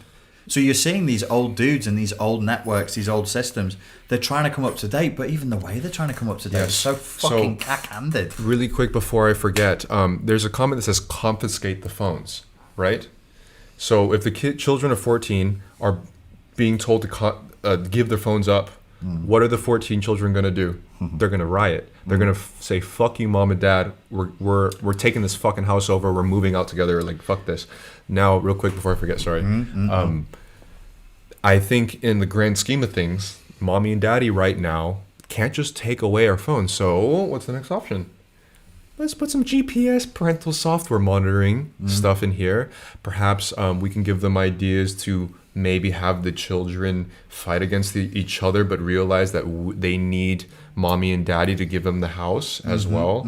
You know, maybe we got to keep them grounded, keep them inside. Stuff that's very similar to everything happening right now. It's a reasonable conclusion to come to. As an analogy, it's very functional because you can say, okay, so what's happening right now? They can't take the phones off you. They can't stop you from talking, but they can ground you. You don't want to be grounded. Well, tell them there's fucking monsters outside. They'll just stay inside and twiddle away on their phones that they're so attached to anyway. So if you told the children that there's a monster outside and that you need to tell mom and dad who's going outside, you know what I mean? The children would end up snitching on each other to tell that big brother decided to go outside with the big monster outside. You shouldn't do it. Well represented in the film The Village by M. Night Shyamalan. Really? Shyamalan. Okay. It's not a great film. There's only a few films he's done that are great, but it's not bad. And also Adam Curtis, The Power of Nightmares. Governments have been using boogeymen and monsters for years to coerce people. We've even got quotes that go as far back as Goebbels with the Nazis talking about how you control a nation and how you need to create monsters, you need to create enemies. Anybody who doesn't want to fight with the enemy, you shame them by saying they're unpatriotic, and they'll soon all get in line. So think about this. If you were raising a household of 14 that all have their own phones and you don't know how any of that shit works, and you needed all of them to stay inside to keep an eye on them, do you just yell at them to stay inside, or do you say, there's a giant monster outside and they will eat you all the moment you step out of this house? Yeah. Like going all super hardcore authoritarian with kids is damaging as well. It's really not good for the mental health of children. If you're extremely authoritarian with them, what happens is they come to my YouTube channel in 20 years' time because they've been in relationships with bullying assholes, and we're like, why are they so keen on getting in relationships with bullies? Well, Mummy and Daddy were very, very strict with them, and they thought that's what love was, and now that's all they know. So you've got to be really careful with just being a super authoritarian. You need at least the semblance of a democracy for people to function. And this isn't the semblance of a democracy, and that's why we're not functioning. I'm going to further praise you for that last video. You really like that last video, eh? No, I really did, man. You should make more like that because... I'll make more. Because another thing that you did there was... It's not empathize, but made reason over why the powers are doing what they're doing. Right. Not because it's so easy to say they're all nefarious Illuminati blood-sucking psychopaths that just want to take over the world, which is definitely could be a possibility too. But I think in a more reasonable sense, that makes a lot of sense. Yes. I was, as I said, I was trying to talk about what is rather than what should be, and it seems to hit a different note. Like when you talk about what should be, it's kind of agitating, but if you talk about what is, you can get into like, oh, this is my model of what I think is happening. Yes. I mean, it could be wrong, but there do seem to be tectonic shifts. There does seem, and God knows, I would be scared. I would be fucking shitting myself in their position. But maybe that's what I enjoyed about that video so much, is because everyone is talking about what should. I can't remember the last time I saw a video that didn't cover what should. Right. No one talks about what it is already. It's only about what they personally believe is right, and they're 100%, 1,000% convinced that it's the right thing that we should do. It's called, because I couldn't remember the name, the inevitable... There's no way you're going to see that. I will type that shit in. The inevitable death of our freedoms. The dilemma of the elites. Inevitable death of our freedoms. Richard Grannon. And it's just the idea that with the population explosion and technology explosion, that if you're in a position of power and you're the monkey up the tree and the tree at the bottom starts shaking, you're going to grab that branch hard, and you're not just going to fall out the tree and go, oh, well, the branch shook. No, you're going to hold on. I'm reminded of the royals, the royal family. People are disgusted that certain members of the British royal family aligned themselves with people who were sympathetic with the Nazis in the 1930s. But it was 15 years earlier that they saw their mates in Russia, royals, being gunned down. I mean, I won't give you the graphic details of how they killed the women and children to finish off the Romanov Tsars. But it was a bad execution. Did you know about this? No, I don't at all. Shoved them into a room. The soldiers the Revolutionary Guard who had to take out the family. They were given the orders. They didn't want to do it, so they got drunk first, and they fucked it up. Women and children. They were gunning and bayoneting them in a room. Our royals saw that and I don't fancy that. And like communism was spreading like wildfire across the world. Everybody was scared, and that's how the Nazi Party was moted. It wasn't the Jewish people; it was communism that moted the Nazi Party coming together. They're like, there's a threat just over the hill. Everybody band together, and when you're scared, that's how you think, and you don't know how long the threat is going to last. You don't know how big it's going to get. So I look at it and I'm like, were the royals evil for doing that? There's even pictures of, I think it's of the current queen doing a Hitler salute. And it's like, is it evil? Well, it was the early 30s. It was pre-death camps. It wasn't. We all have the hindsight of history, and we're like, well, that was. We know now. They didn't have a fucking time machine. It was wrong, and they fell out with Churchill over it. Churchill was right. They were wrong. Churchill, the racist, was right, and they were wrong because he dealt with psychopaths before. He had the knowledge and the understanding and the military background to know what he was dealing with in Adolf Hitler. And a lot of people, they were so scared they just blinded themselves to the reality of what a nasty little psychopath he was. But you can, forget right or wrong for a second. Can you see why they would do it? Can you see why our elites right now, our higher ups, are a bit nervous? What would you do? What would you be like, oh, well, if I get overthrown and hanged and my family killed, I guess it's, no, you would you'd gear down. You'd be like, stop them. More riot police, more paramilitary powers for the police. Get the National Guard out. If these fuckers go, I love to use the example of America because it's so huge and so ridiculous and theatrical. It's 330 million people. If there's a civil war in America, you feel like it would bend history. It would bend world history. Like the reality itself would because it's so many people. Civil wars in history, because you're talking about so much smaller groups of people, they're not comparable. We mentioned before the writing of the Communist Manifesto. When Marx and Engels wrote the Communist Manifesto, it's 1848. The world population was 1 billion. 200 years, well, it's not quite 200 years later, but 170 years later, it's 7 billion. It's a different world. But we're trying to apply, so when Pierre's saying, should we assume that these things are out of date? My answer is fuck yes. Communism, as one example, to apply that to a world at 1 billion versus 7 billion is a huge thing. Communism is actually a really good example because I actually think it's something that would work better in smaller communities. So it's a perfect example in that case. The technology is one thing, the population is another. The other reason people don't like me talking about it is because they think I'm pro depopulation by saying that. Obviously I'm not. But I don't believe that doesn't have an effect.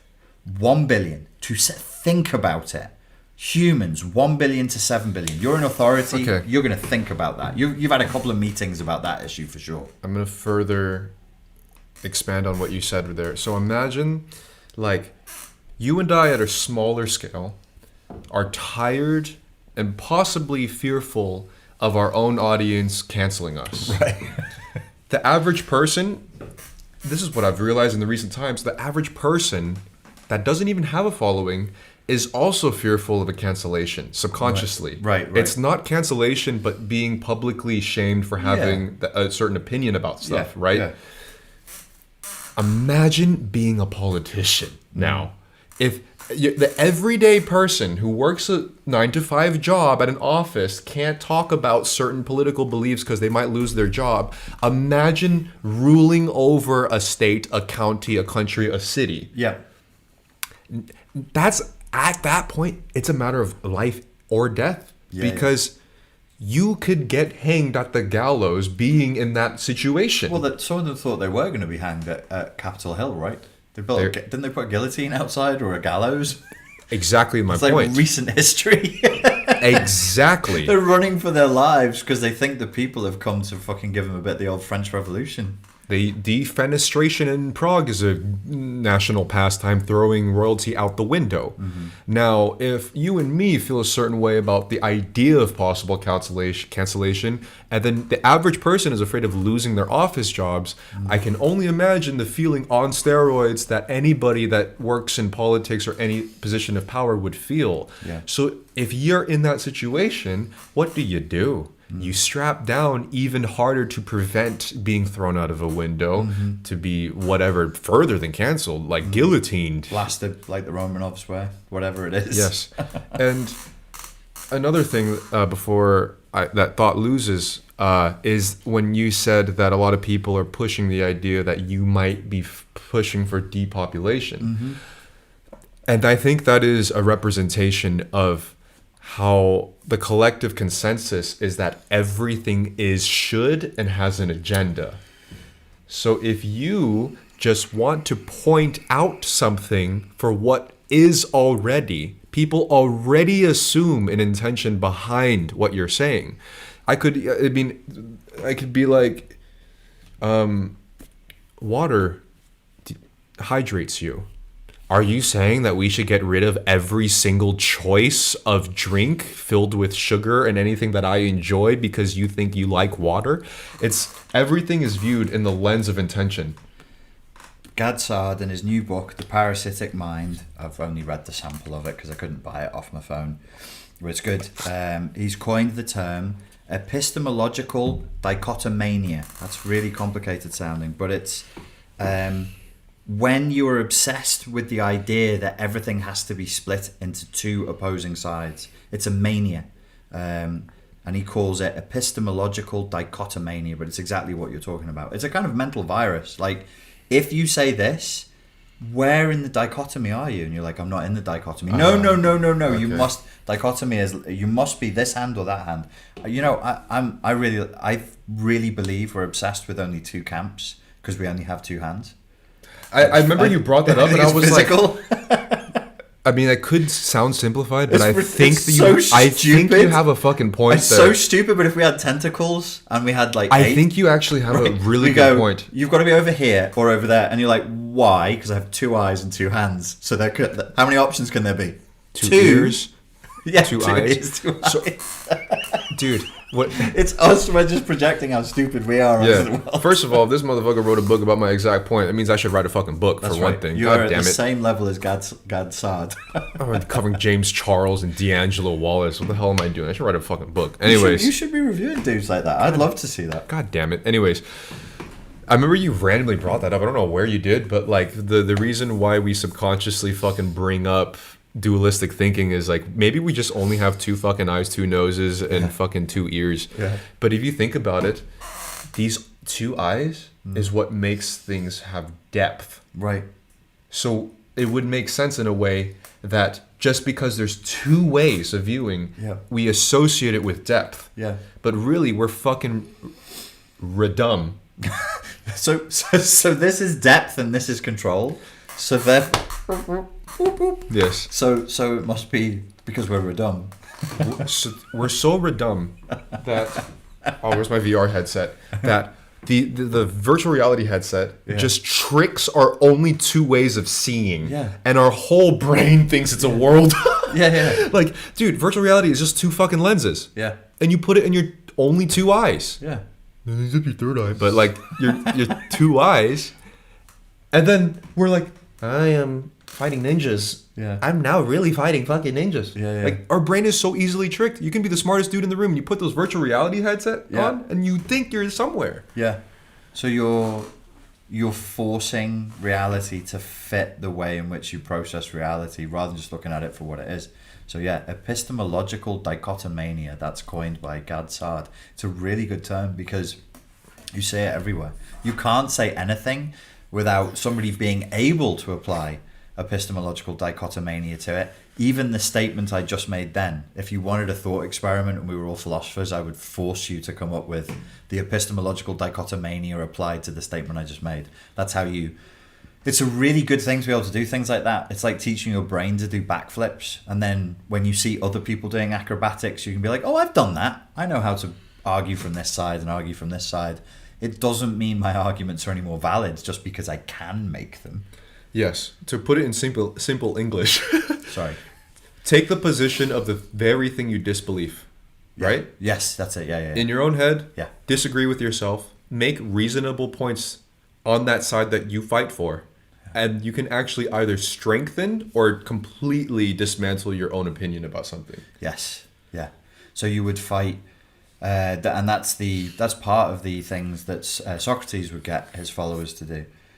You would switch roles, like if you were for the death penalty and I was against it, we would switch roles, and then he would be like, okay, but you have to present you the being for the death penalty as Pierre. Like, I'd have to sort of be you. I'd have to understand your argument. Yeah. So, and you would have to agree. You'd be like, yeah, that's it. No, that's not. No, like this. And you would train me. Could you imagine arguing like that? Like the person you're arguing with trains you so you consent with each other in this game, this psychological game, to present their argument. How would you hate each other at the end of that? How could you not have compassion for the other person's point of view if you did that? It's like logical empathy, right? It's forced or entrained logical empathy. So I'm going to make you imagine saying the words of like somebody else's opposite position. Yes. Your own brain would start going, maybe I do believe this a little bit. Yes, right. Maybe there is value Right. here. Maybe sometimes the death penalty really is okay. Yeah. And what it would end up doing? It'd have the same effect as taking loads of acid. It Yep. would make you a social constructionist. You'd be like, there's no black and white. Except with shades of acid, grey. you're not arguing with one person, you're arguing with 30,000. The whole kaleidoscope of arguments. Yeah.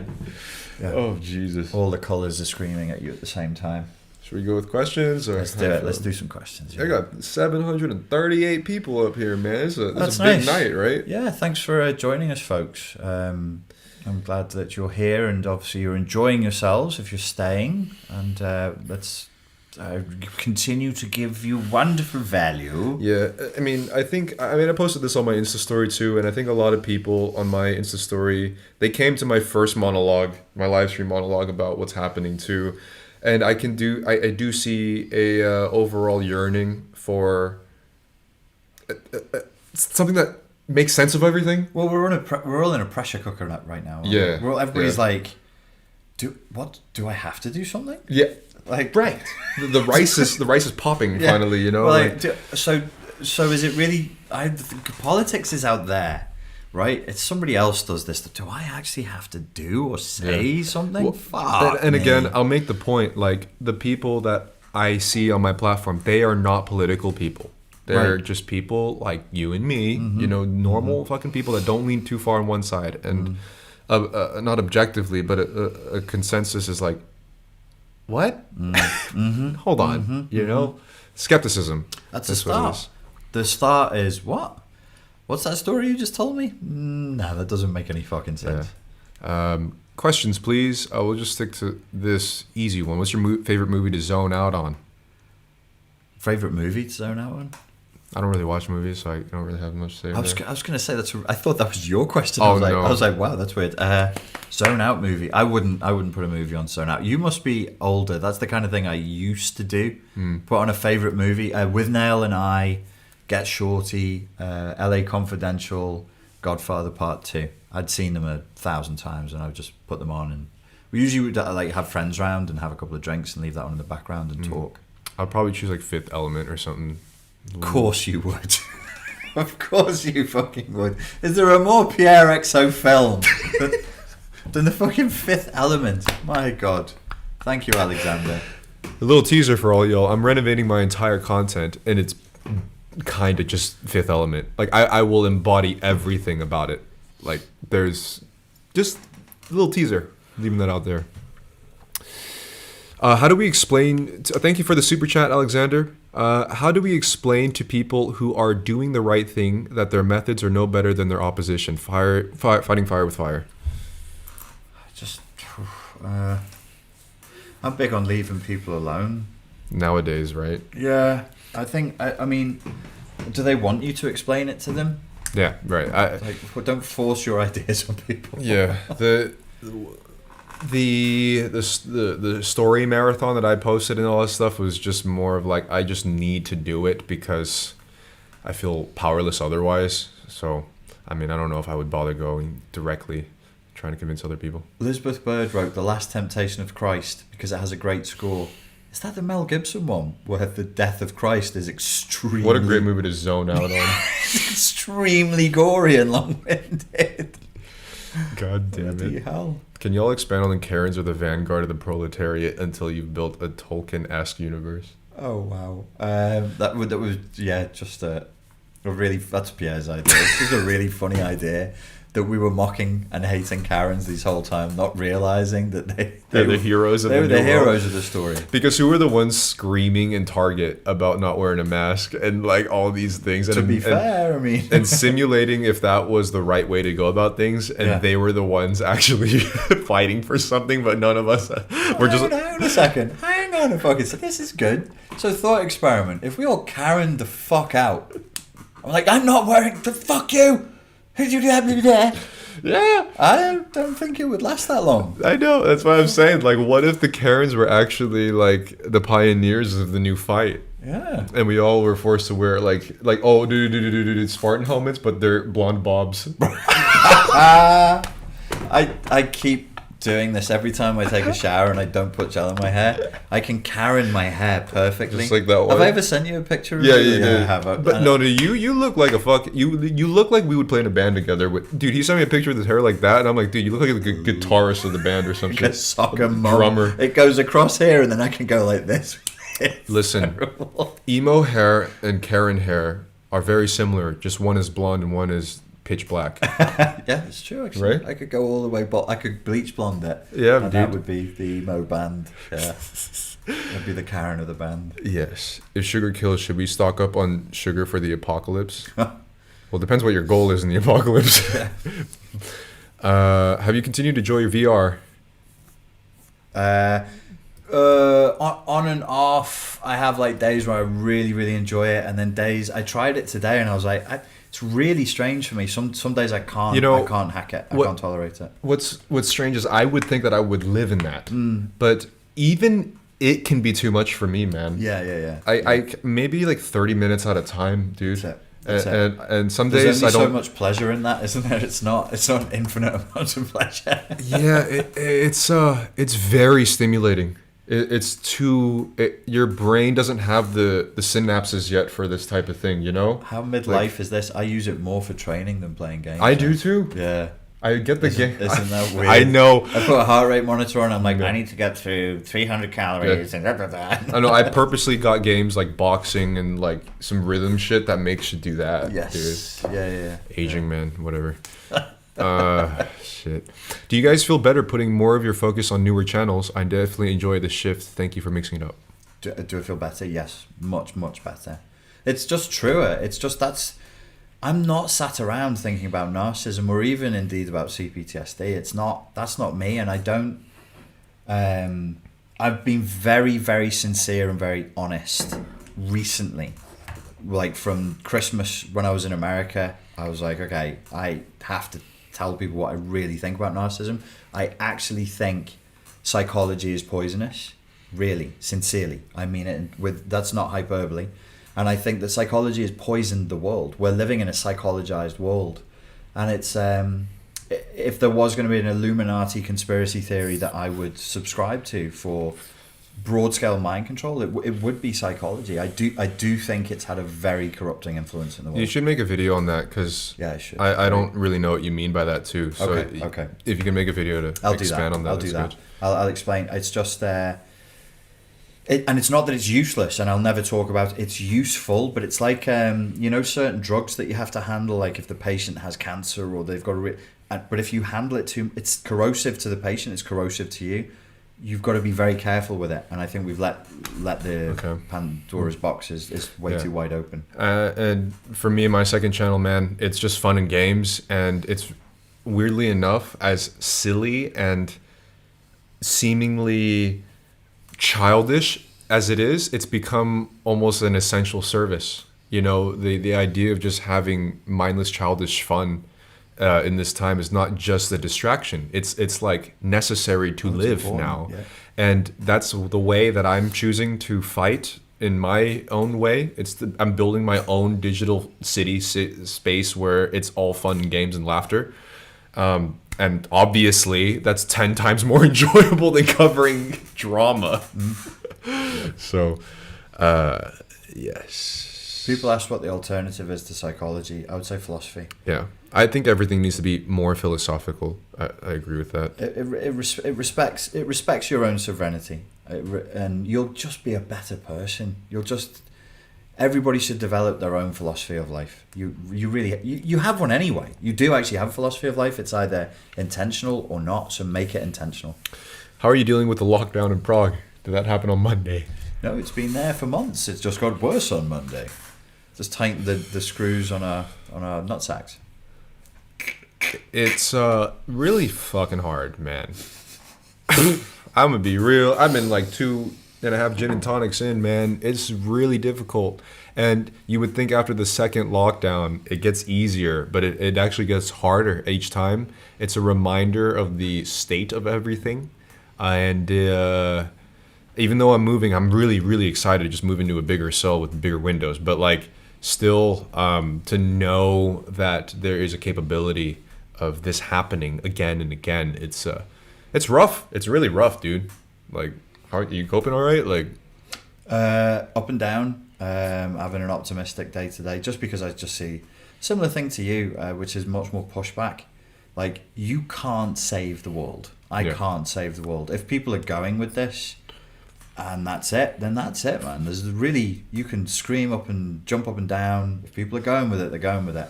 I think now it's taken a year. Which is fine. Like, bureaucracies move slowly, governments move slowly, maybe public consciousness moves slowly too. If they don't start releasing people from lockdown as the weather improves across Western Europe, we'll have, I don't know if you saw Dublin the last couple of days. Dublin's been riots. really? Yeah. Well, even the Dutch? The Dutch rioting. I mean, have When you the heard Dutch of are rioting- Dutch? The Dutch rioting? Bruh, what? We're very angry. We're going to have a riot now. Yeah, it's one thing for It's not acceptable. yeah, it's one thing for the French to protest because they do that every 2 months, but like the Dutch, like that, there's just something going on for sure. I think the big push will be to try and find a way of ensuring that we don't go back into lockdown come the next flu season. Richard, it's not a flu. Interesting how we went in at the beginning of flu season and came out at the end of flu season. I think it's going to repeat for Yes. more, Yes. and if it's we don't do something about it, we will be locked down for 4 or 5 months of every year for the next 5 years. someone sent me a image of the what is it called, the parody, this tongue-in-cheek account of Slavoj Žižek. Oh, Slajoj. Yeah, and it says, I think it's great. You read it with the accent. The full accent. Yeah. I think that the task of philosophy or what is not to provide answers, but, how should I put it, to show how the way we perceive a problem can itself be part of a problem. How That's should I so put it? good. My God. That is so good. I don't even know. People probably couldn't get past Okay, my yeah, accent. just say it. it normally. The task of philosophy is not to provide answers. It's not to provide solutions to a problem. It's to help us to provide questions. You should ask good questions. Let me do it philosophy. again. Oh, we You need did- you to did nicely. retranslate You did over and nicely. over. I think that the task of philosophy is not to provide answers, but to show how the way we perceive a problem can be itself part of the problem. You know. By the way, I found the secret to Slavoj Žižek. He's kind of this song that you didn't like at first first listen, and then you like him after the 10th listen. It's Yeah, we never talked about this. You got into it by watching Call of Duty, right? I was exactly going to bring that up. Shit, we were supposed to talk about this a month ago. Yes, I know. So a month ago, I was listening to the Peterson versus Slavoj Žižek debate, and Good debate. First of all, I was never ever able to understand Slavoj Žižek at all, let alone listen to him for more than 3 minutes because of the speech impediments and whatever that thing, right? Sneef. The sneef, and the strangely enough, you told me that you listened to a lot of his stuff through playing Call of Duty. Mm-hmm. I got Call of Duty when I was in my video game binge, and I still am. But I put that debate on while I was playing Call of Duty, and there's something about how he speaks that resonates when your brain is occupied slightly with something else. There's a certain term for this type of motor function where it's like kind of the subconscious. I don't know what it is, but you just remind me of when people used to look at 3D images. Yeah. And you have to look a certain way, and then it just goes into, and you're like, oh fuck, I can see the fucking thing. Slavoj Žižek's like that, and you should be playing a game or doing something, and then you'll hear him. But if you listen to him, if you raw dog Slavoj, it just goes over your head. There's something like it's like flow state where, you know, for example, like knitting, like you can be in a flow state of knitting, right? And your prefrontal processes are kind of tuned down a little bit, so you just absorb things in a different mindset. I don't know what it is. Yeah, if you're slightly distracted, you'd go into like a beta brainwave state where you're relaxed but active. Would be a beta brainwave. Yeah. And the weirdest thing happens. As I'm playing Call of Duty and listening to his sniffs and how he goes about things, I started understanding what he was trying to get at. Right. And I was like, holy shit. First of all, I can tolerate it because I'm doing something, but at the same time I understand it. Yeah. And the moment Peterson starts talking, I can't grasp him as easily as I would without distraction. So you can smash Call of Duty on a really hard level and Slavoj Žižek slips right in. Yes. But when it's like one-dimensional versus five-dimensional language. Yes. Peterson brings you back to 1D and he's like, I have this to tell you. Yes. And it's this. And you're like, oh, I can't concentrate. Slavoj is like, I have 5 different things to say and a dirty joke underneath. And then you have to, it's like balancing plates. You're like, okay, what are we still talking about now? Has he forgotten? There's all these open loops and jokes and sniffs, and then it will. Yeah, it's like this weird meditative state thing. Like, I don't know how to explain this without sounding fucking weird and crazy about it, but that's how I've come to kind of see what he's coming at with. I've seen him live twice, and to actually watch him and listen to him without a computer game, I took notes, and I think I got 60% of what he was saying. Okay. It's tough. Here it is. Jordan Peterson is a good documentary. Mm-hmm. Slavoj Žižek is a good movie with excellent commentary underneath it. Right. So you have to watch the movie and have the commentary and have your mate telling you what's going on at the same time. Yeah. Where documentaries, you have to really focus the entire time to get it, and it gets this message across very directly. Yes. And certain movies with a commentary about like everything. A David Lynch movie. Yeah. Like you kind of like watch it, you feel a certain way, it could turn you off because it's so abstract, but like at the same time, the more you look into it, it's actually trying to say something right. He smashes Jordan Peterson in that debate. It's brutal.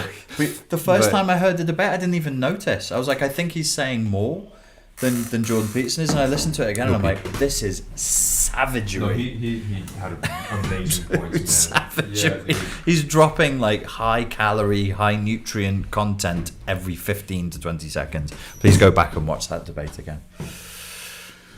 Let me look at what you're saying. Who smashes Peterson? Slavoj Žižek. Slavoj is spelled Slavoj. You should watch it. Slavoj versus Jordan. As somebody said, it wasn't even a debate. No, it doesn't qualify as a debate, but it was called a debate. It was silly, really, like capitalism versus Marxism on happiness or something like that. Silly, like it was daft. And then you've got people cheering when they make points, which is daft. But let's say it was an interesting conversation that allowed them to go through their preferred talking points. Does it qualify as a debate? I agree with you. No. Those two can't really debate. And I don't think that they should. I don't think that would be the most fruitful thing. I think that they should talk about films. I would sell my grandmother into slavery just to watch them talk about their favourite movies. I think that would be great. How did you come up with the name for the channel? Paulo, one day I will come to Portugal and I'm going to buy a croissant and I'm going to buy some nice little squid tentacles. Calamari, and I'm going to take a picture and I'm going to eat them together and see if I don't throw up.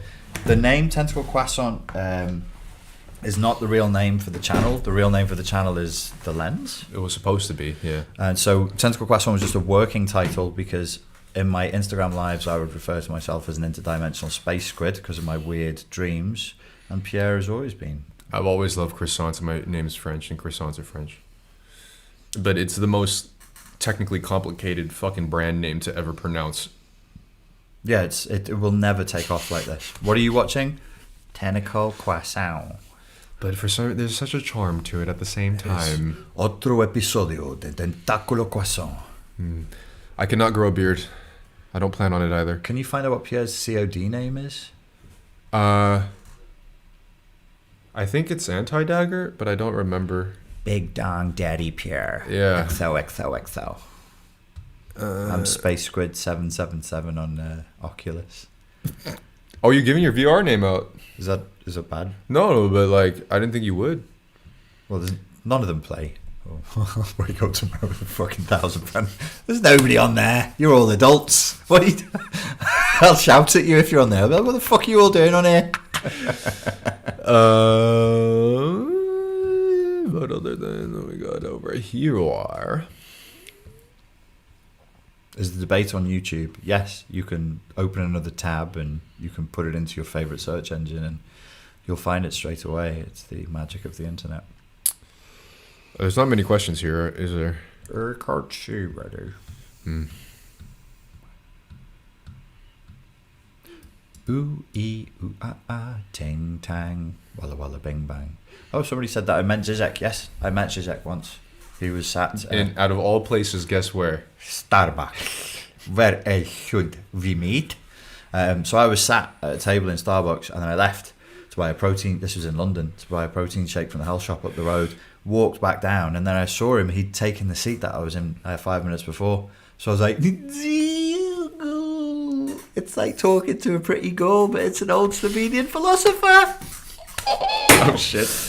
So I went up to him and I was like, you're cute, I love you. They're getting married next month. Yeah. This is an interesting one. He shook hands with me while I was eating. I was like, you're such an inspiration, you're so amazing. He went, yes, I know, it's wonderful, goodbye. Did he say that? He was very dismissed. He was very Slavoj about it. It was, but lovely guy.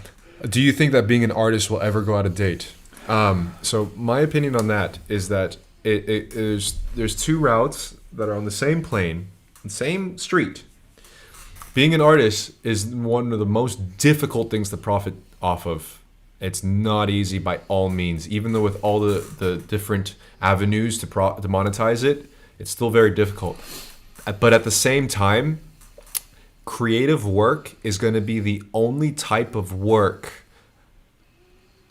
that will be in abundance, but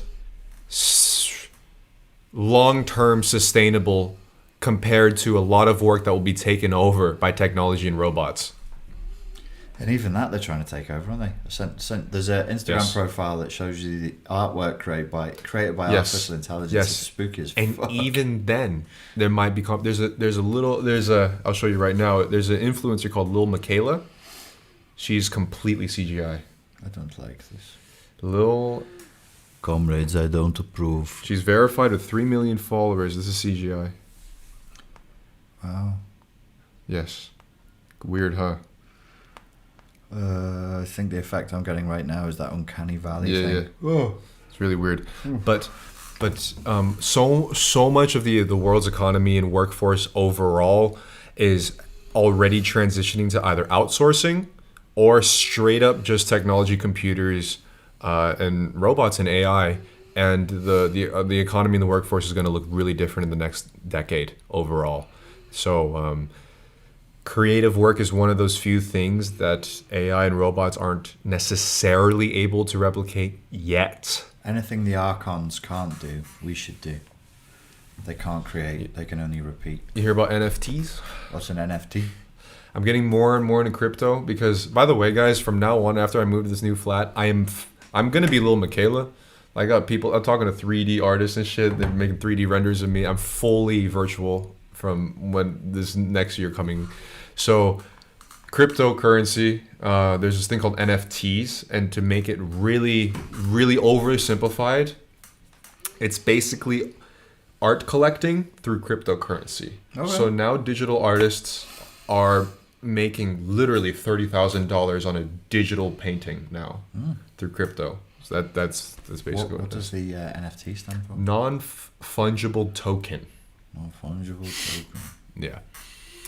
So everything's gonna be fucking digital really, really soon. So that's all. Maybe it's time to go crypto finally. Yeah, I'll look at it.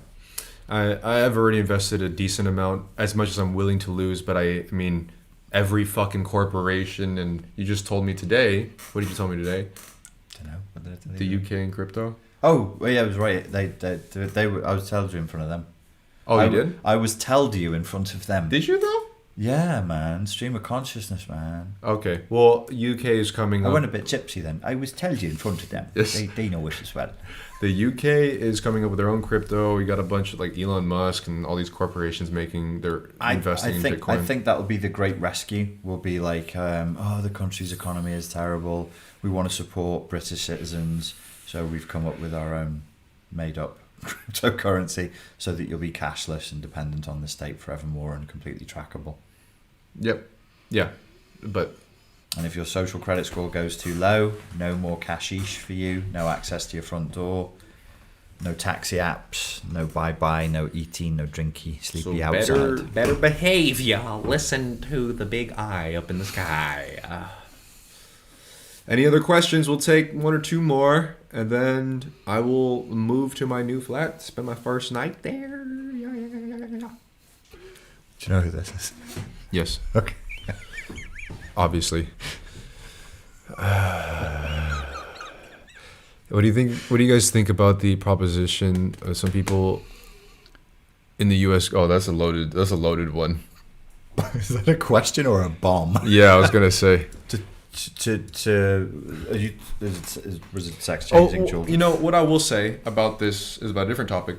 Is guys, I got contacted about talking at a university, which I wanted to tell you about this, and I think it's reasonable enough to bring up down here. Yeah.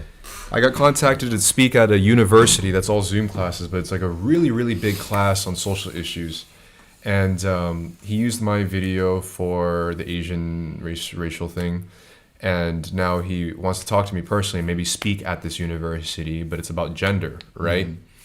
And I don't even know if he's watching right now, but the thing is, as much as I would like to speak at universities, the world is so overly politicized, and I get to see what these last episodes that I've done on my main channel about any topic, and seeing how fucking extremist things are going. I feel like, even though I don't think I have any problematic opinions, it's going to become problematic if I censor anything about it. I would go for it. Yeah? Just do it. I don't know, man. Like, I'm trying to just, like, really cut out the petty drama and all this shit out of my life, man. Universities are like a breeding ground for a lot of woke culture, but a lot of universities are fucking sick of it. I spoke to some young doctors from Liverpool University last week, and we ended up talking more. It was supposed to be how do we encourage young doctors to get into medicine, and we ended up talking at least as much about the problems of woke culture and the fundamental anti-intellectualism, anti-factism of woke culture as anything else. They're sick of it, man. Not everybody. A lot of people are really, really sick of it. But I think that's a division between the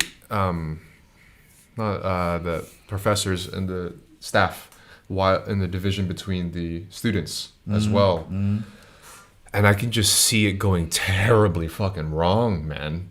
You know, like, I mean, this D'Angelo thing is I'm traumatized. This thing is a fucking window into the current mindset of things. Don't be too risk averse, because the only thing that would happen is they would say, "What if it went really wrong?" And it won't.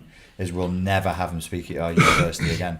You don't have extreme views on this stuff. What are you going to do? You'll be saying, "Live and let live." Like, if you want to be gender neutral, gender fluid, wear makeup, don't wear makeup, trousers, sketch, do whatever you want. But it's not that simple anymore. You can't say that. No, dude, I'm telling you. Pretend you're woke and you want to find the problem in what I just said. What would the woke thing, that would be say, you just do whatever you want?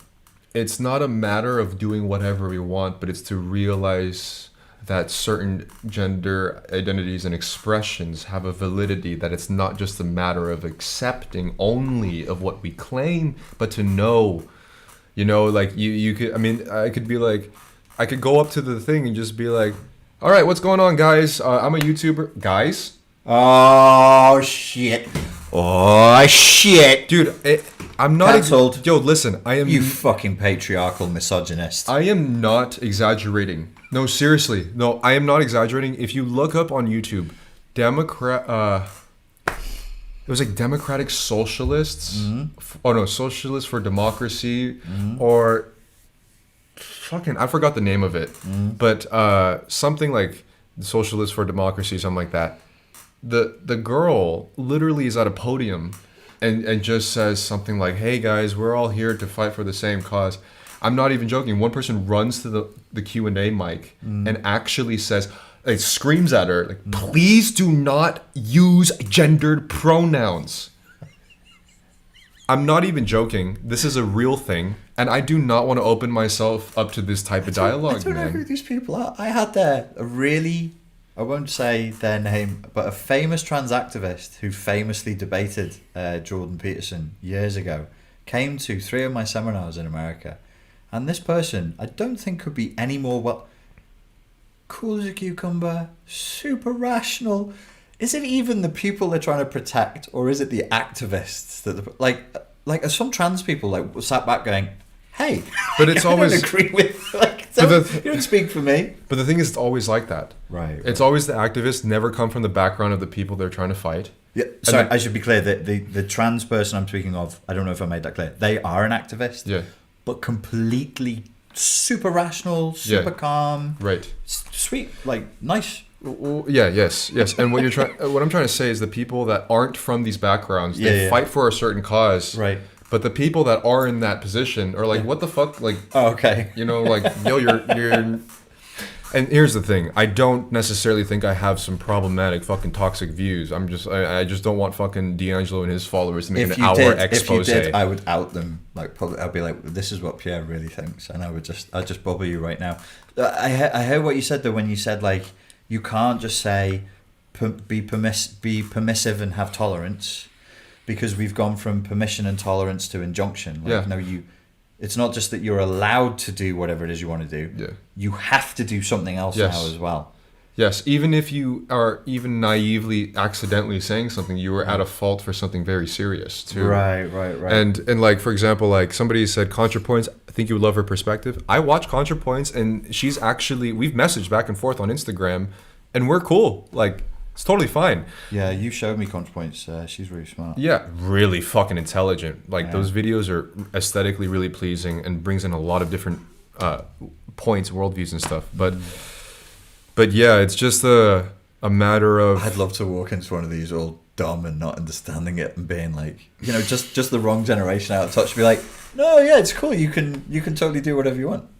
And then just have them go absolutely fucking insane. Like, dude, we don't need your permission, you fucking disgrace. Like, I don't want to get too deep into this particular subject, but just to give an example of how careful you need to be. Yeah. Twitch, they're very leaning on one side. Okay. And they put woman with an X instead of an E, like womixen, because men is in the word.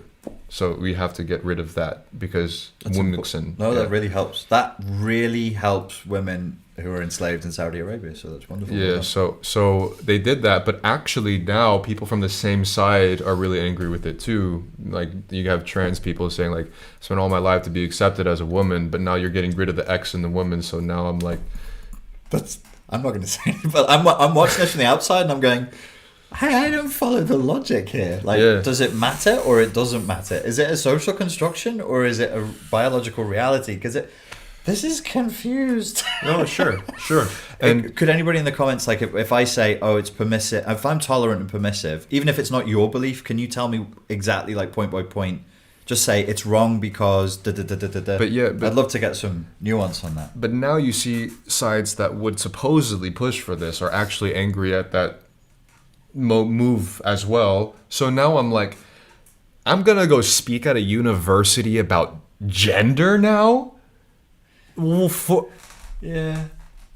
I said that it was bad to bankrupt TikTok influencers for partying. If I mention anything about this subject, that's not the main thing he wants to interview you for, though, is it? He said he was also, well, what I read him saying, what I understood him saying was, because of your appearance, it would be interesting to hear what your perceptions on gender Yes, but are. What's the main subject you wanted to talk on?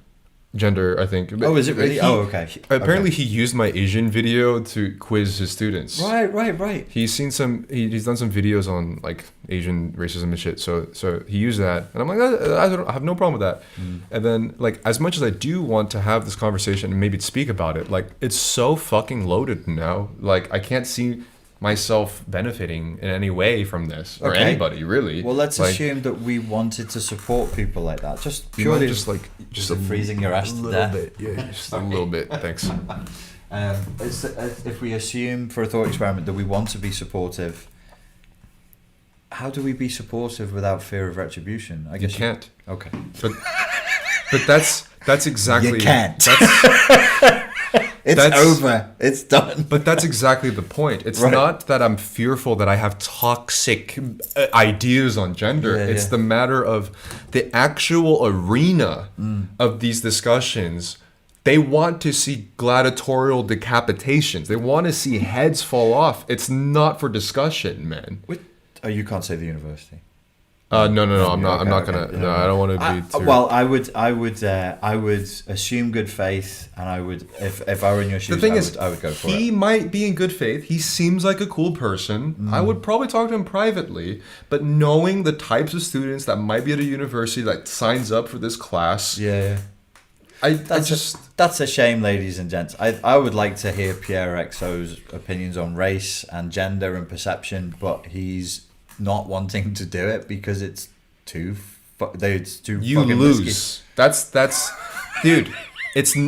We're post discussion. Like the culture is post discussion. Think a about shame, this. man. I'm getting flack for saying that it's bad to bankrupt TikTok influencers. Right.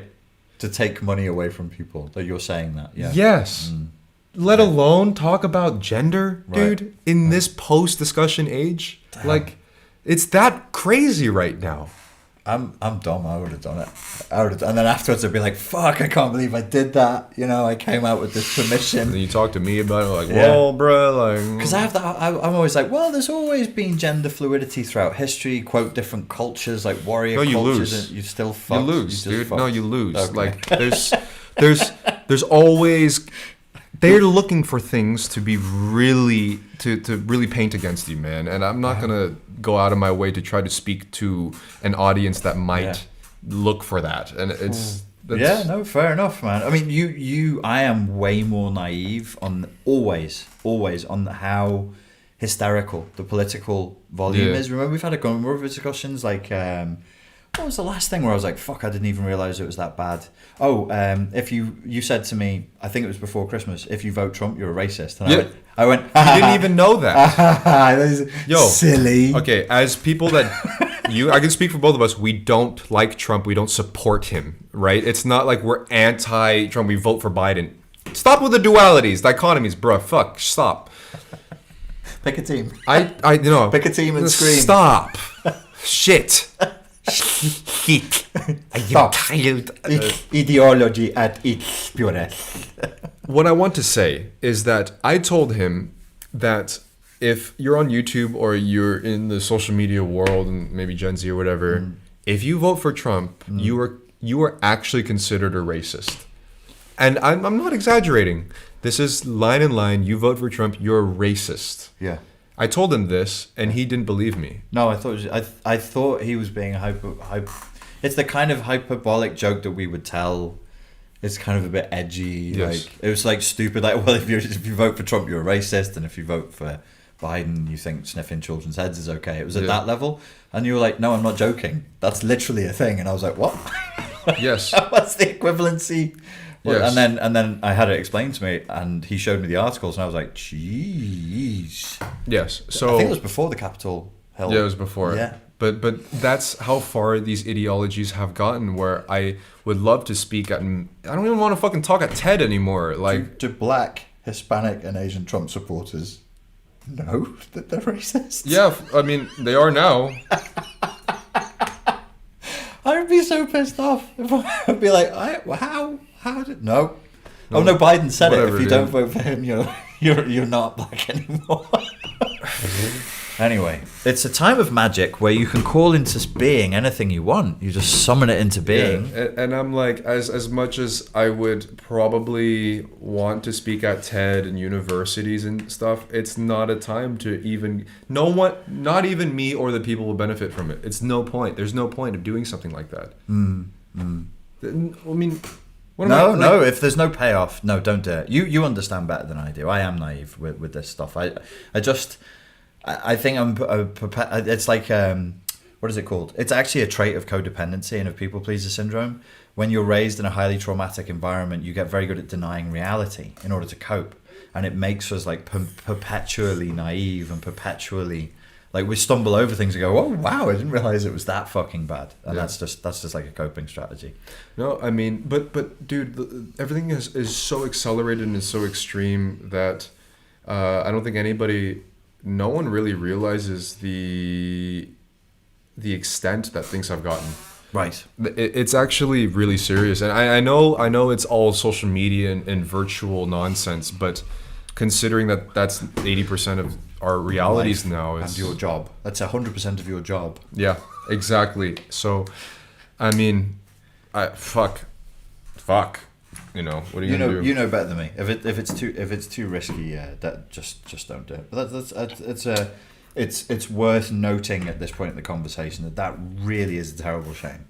That's a terrible shame. That and there's people in the chat who are saying that you're right, and that I am naive. Richard is so naive he doesn't realise he's no longer considered a leftist. I'll hold on. I don't think you're naive, man. To the dying day. For once, like, I will actually say it's the world's fault, not yours.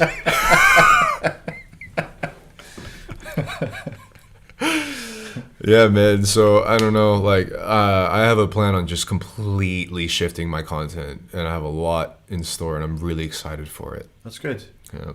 Move house, change the content, and just go at it in a new way, and just let the old die. Yeah, it's really healthy. I mean, you already did it with your second channel, and it seems like it's benefiting you quite a bit. I'm so much happier. I'm just so much happier. If what is within you is brought out of you, what is within you will save you. So says the Gospel of Thomas. And I do like quoting apocryphal Gospels. I find it's a great conversation starter. Are you aware of the Lord Jesus Christ? Yeah, that's what I do on Tinder. Are you aware of his salvation? Why not? It's very moistening. It's very sexually. Are you ready to be salved, my love? That's mine. And apparently it works every time. And oh, for me, yes. I try it all the time. And flick your holy water upon them. In nomine Patris et Filius et Spiritus Sancti. Amen. That's how they spoke when I was a kid, and I wasn't into it. And then I saw the Blues Brothers when I was 5. Have you seen the Blues Brothers? I know of it. I just saw it as an advertisement in Las Vegas. I was furious because in the Blues Brothers, they go to a Baptist church.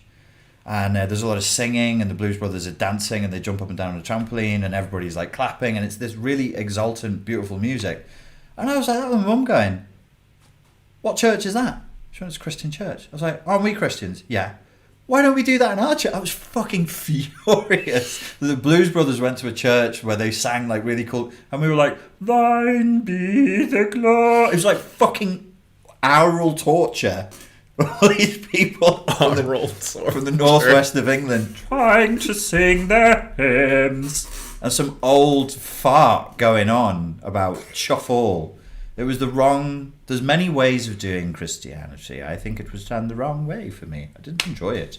Dude, you like gospel, man? That shit's amazing, dude. I just love gospel, dude. I just was like, I thought I liked the whole Blues Brothers movie. I thought they were really cool. I thought the movie was cool, but that scene pissed me off. Okay. I was like, why the fuck is my church not like that? Yeah, no, that's what I mean though. Yeah. Like, including like, obviously they were doing stunts and people are jumping off trampolines and doing backflips. I'm like, I want that fucking church. You can stuff your church up your ass. Stuff your church up your ass. Give me that church. That's the one I'm going to. Furious I was absolutely fucking devoed, mate. Devoed. Yeah, dude, gospel choirs are amazing, man. I really love the sound of it. It's incredible. Moving, yeah. But by the way, if anybody knows the type of gospel that's slower and it's a bit more dramatic, it's not like that type of shit, like the slower, uplifting, like kind of. I don't know the name of that, but sad, melancholy, but also uplifting. But like the fucking the royal wedding actually had gospel versions of certain famous songs, and it was really good, man. And I don't know the type of shit for them. If people sing like that near to me, it makes me cry. No, dude, it does. It's like a resonant thing, and I'm like, for some reason, there's water coming out. No, for real, it's so fucking hopeful in the face of adversity. Yeah. You know, like that type of singing is just incredible. It's moving, very moving. Indeed. Should we? Well, you've got to go to devotionals or spirituals, says UG Rose. Devotionals or spirituals? Okay, I'll look up both and figure it out. I think they're the ones with the really, really sad history. Yes. The devotionals. Yes. So, I guess really quick, George is asking this a few times. Why don't the Boris Johnsons of the world enjoy Terrence McKenna on YouTube binges? Pierre gave a macro answer. I was hoping to give a take on a personal psychological level. It just, they don't get it. I think Terrence McKenna gave us an answer to this. Like, some of us are neophiles. We love the new. We love that which is fresh. And I don't know what the opposite of a neophile is. It's just stability, conventional. Oldophile. Yeah. And I think they are focused on the past. They're focused on that which was. And that keeps them fusty and crusty and old. I think this might be a macro answer to whatever that means. Like, people who are in power, or those types, or whoever, like, they're representative of stability, or supposed to be stability, and stability is rooted in tradition and old ways of thinking. So if you have somebody that's like consistently experimenting with new ideas, good luck getting the vote, because that's introducing chaos in governing. That's a sign of a weak intellectual immune system from the right. Okay, yeah. Tories, well, we call them Tories, conservatives, or as you would call them, Republicans, who won't touch psychedelic material, like whether it's Joe Rogan or McKenna or something like that. I do believe it's because they fear being infected with those sort of wild ideas, Heavy metal. and they hate. There's that fear that you've heard Jordan Peterson speak about, of the chaos.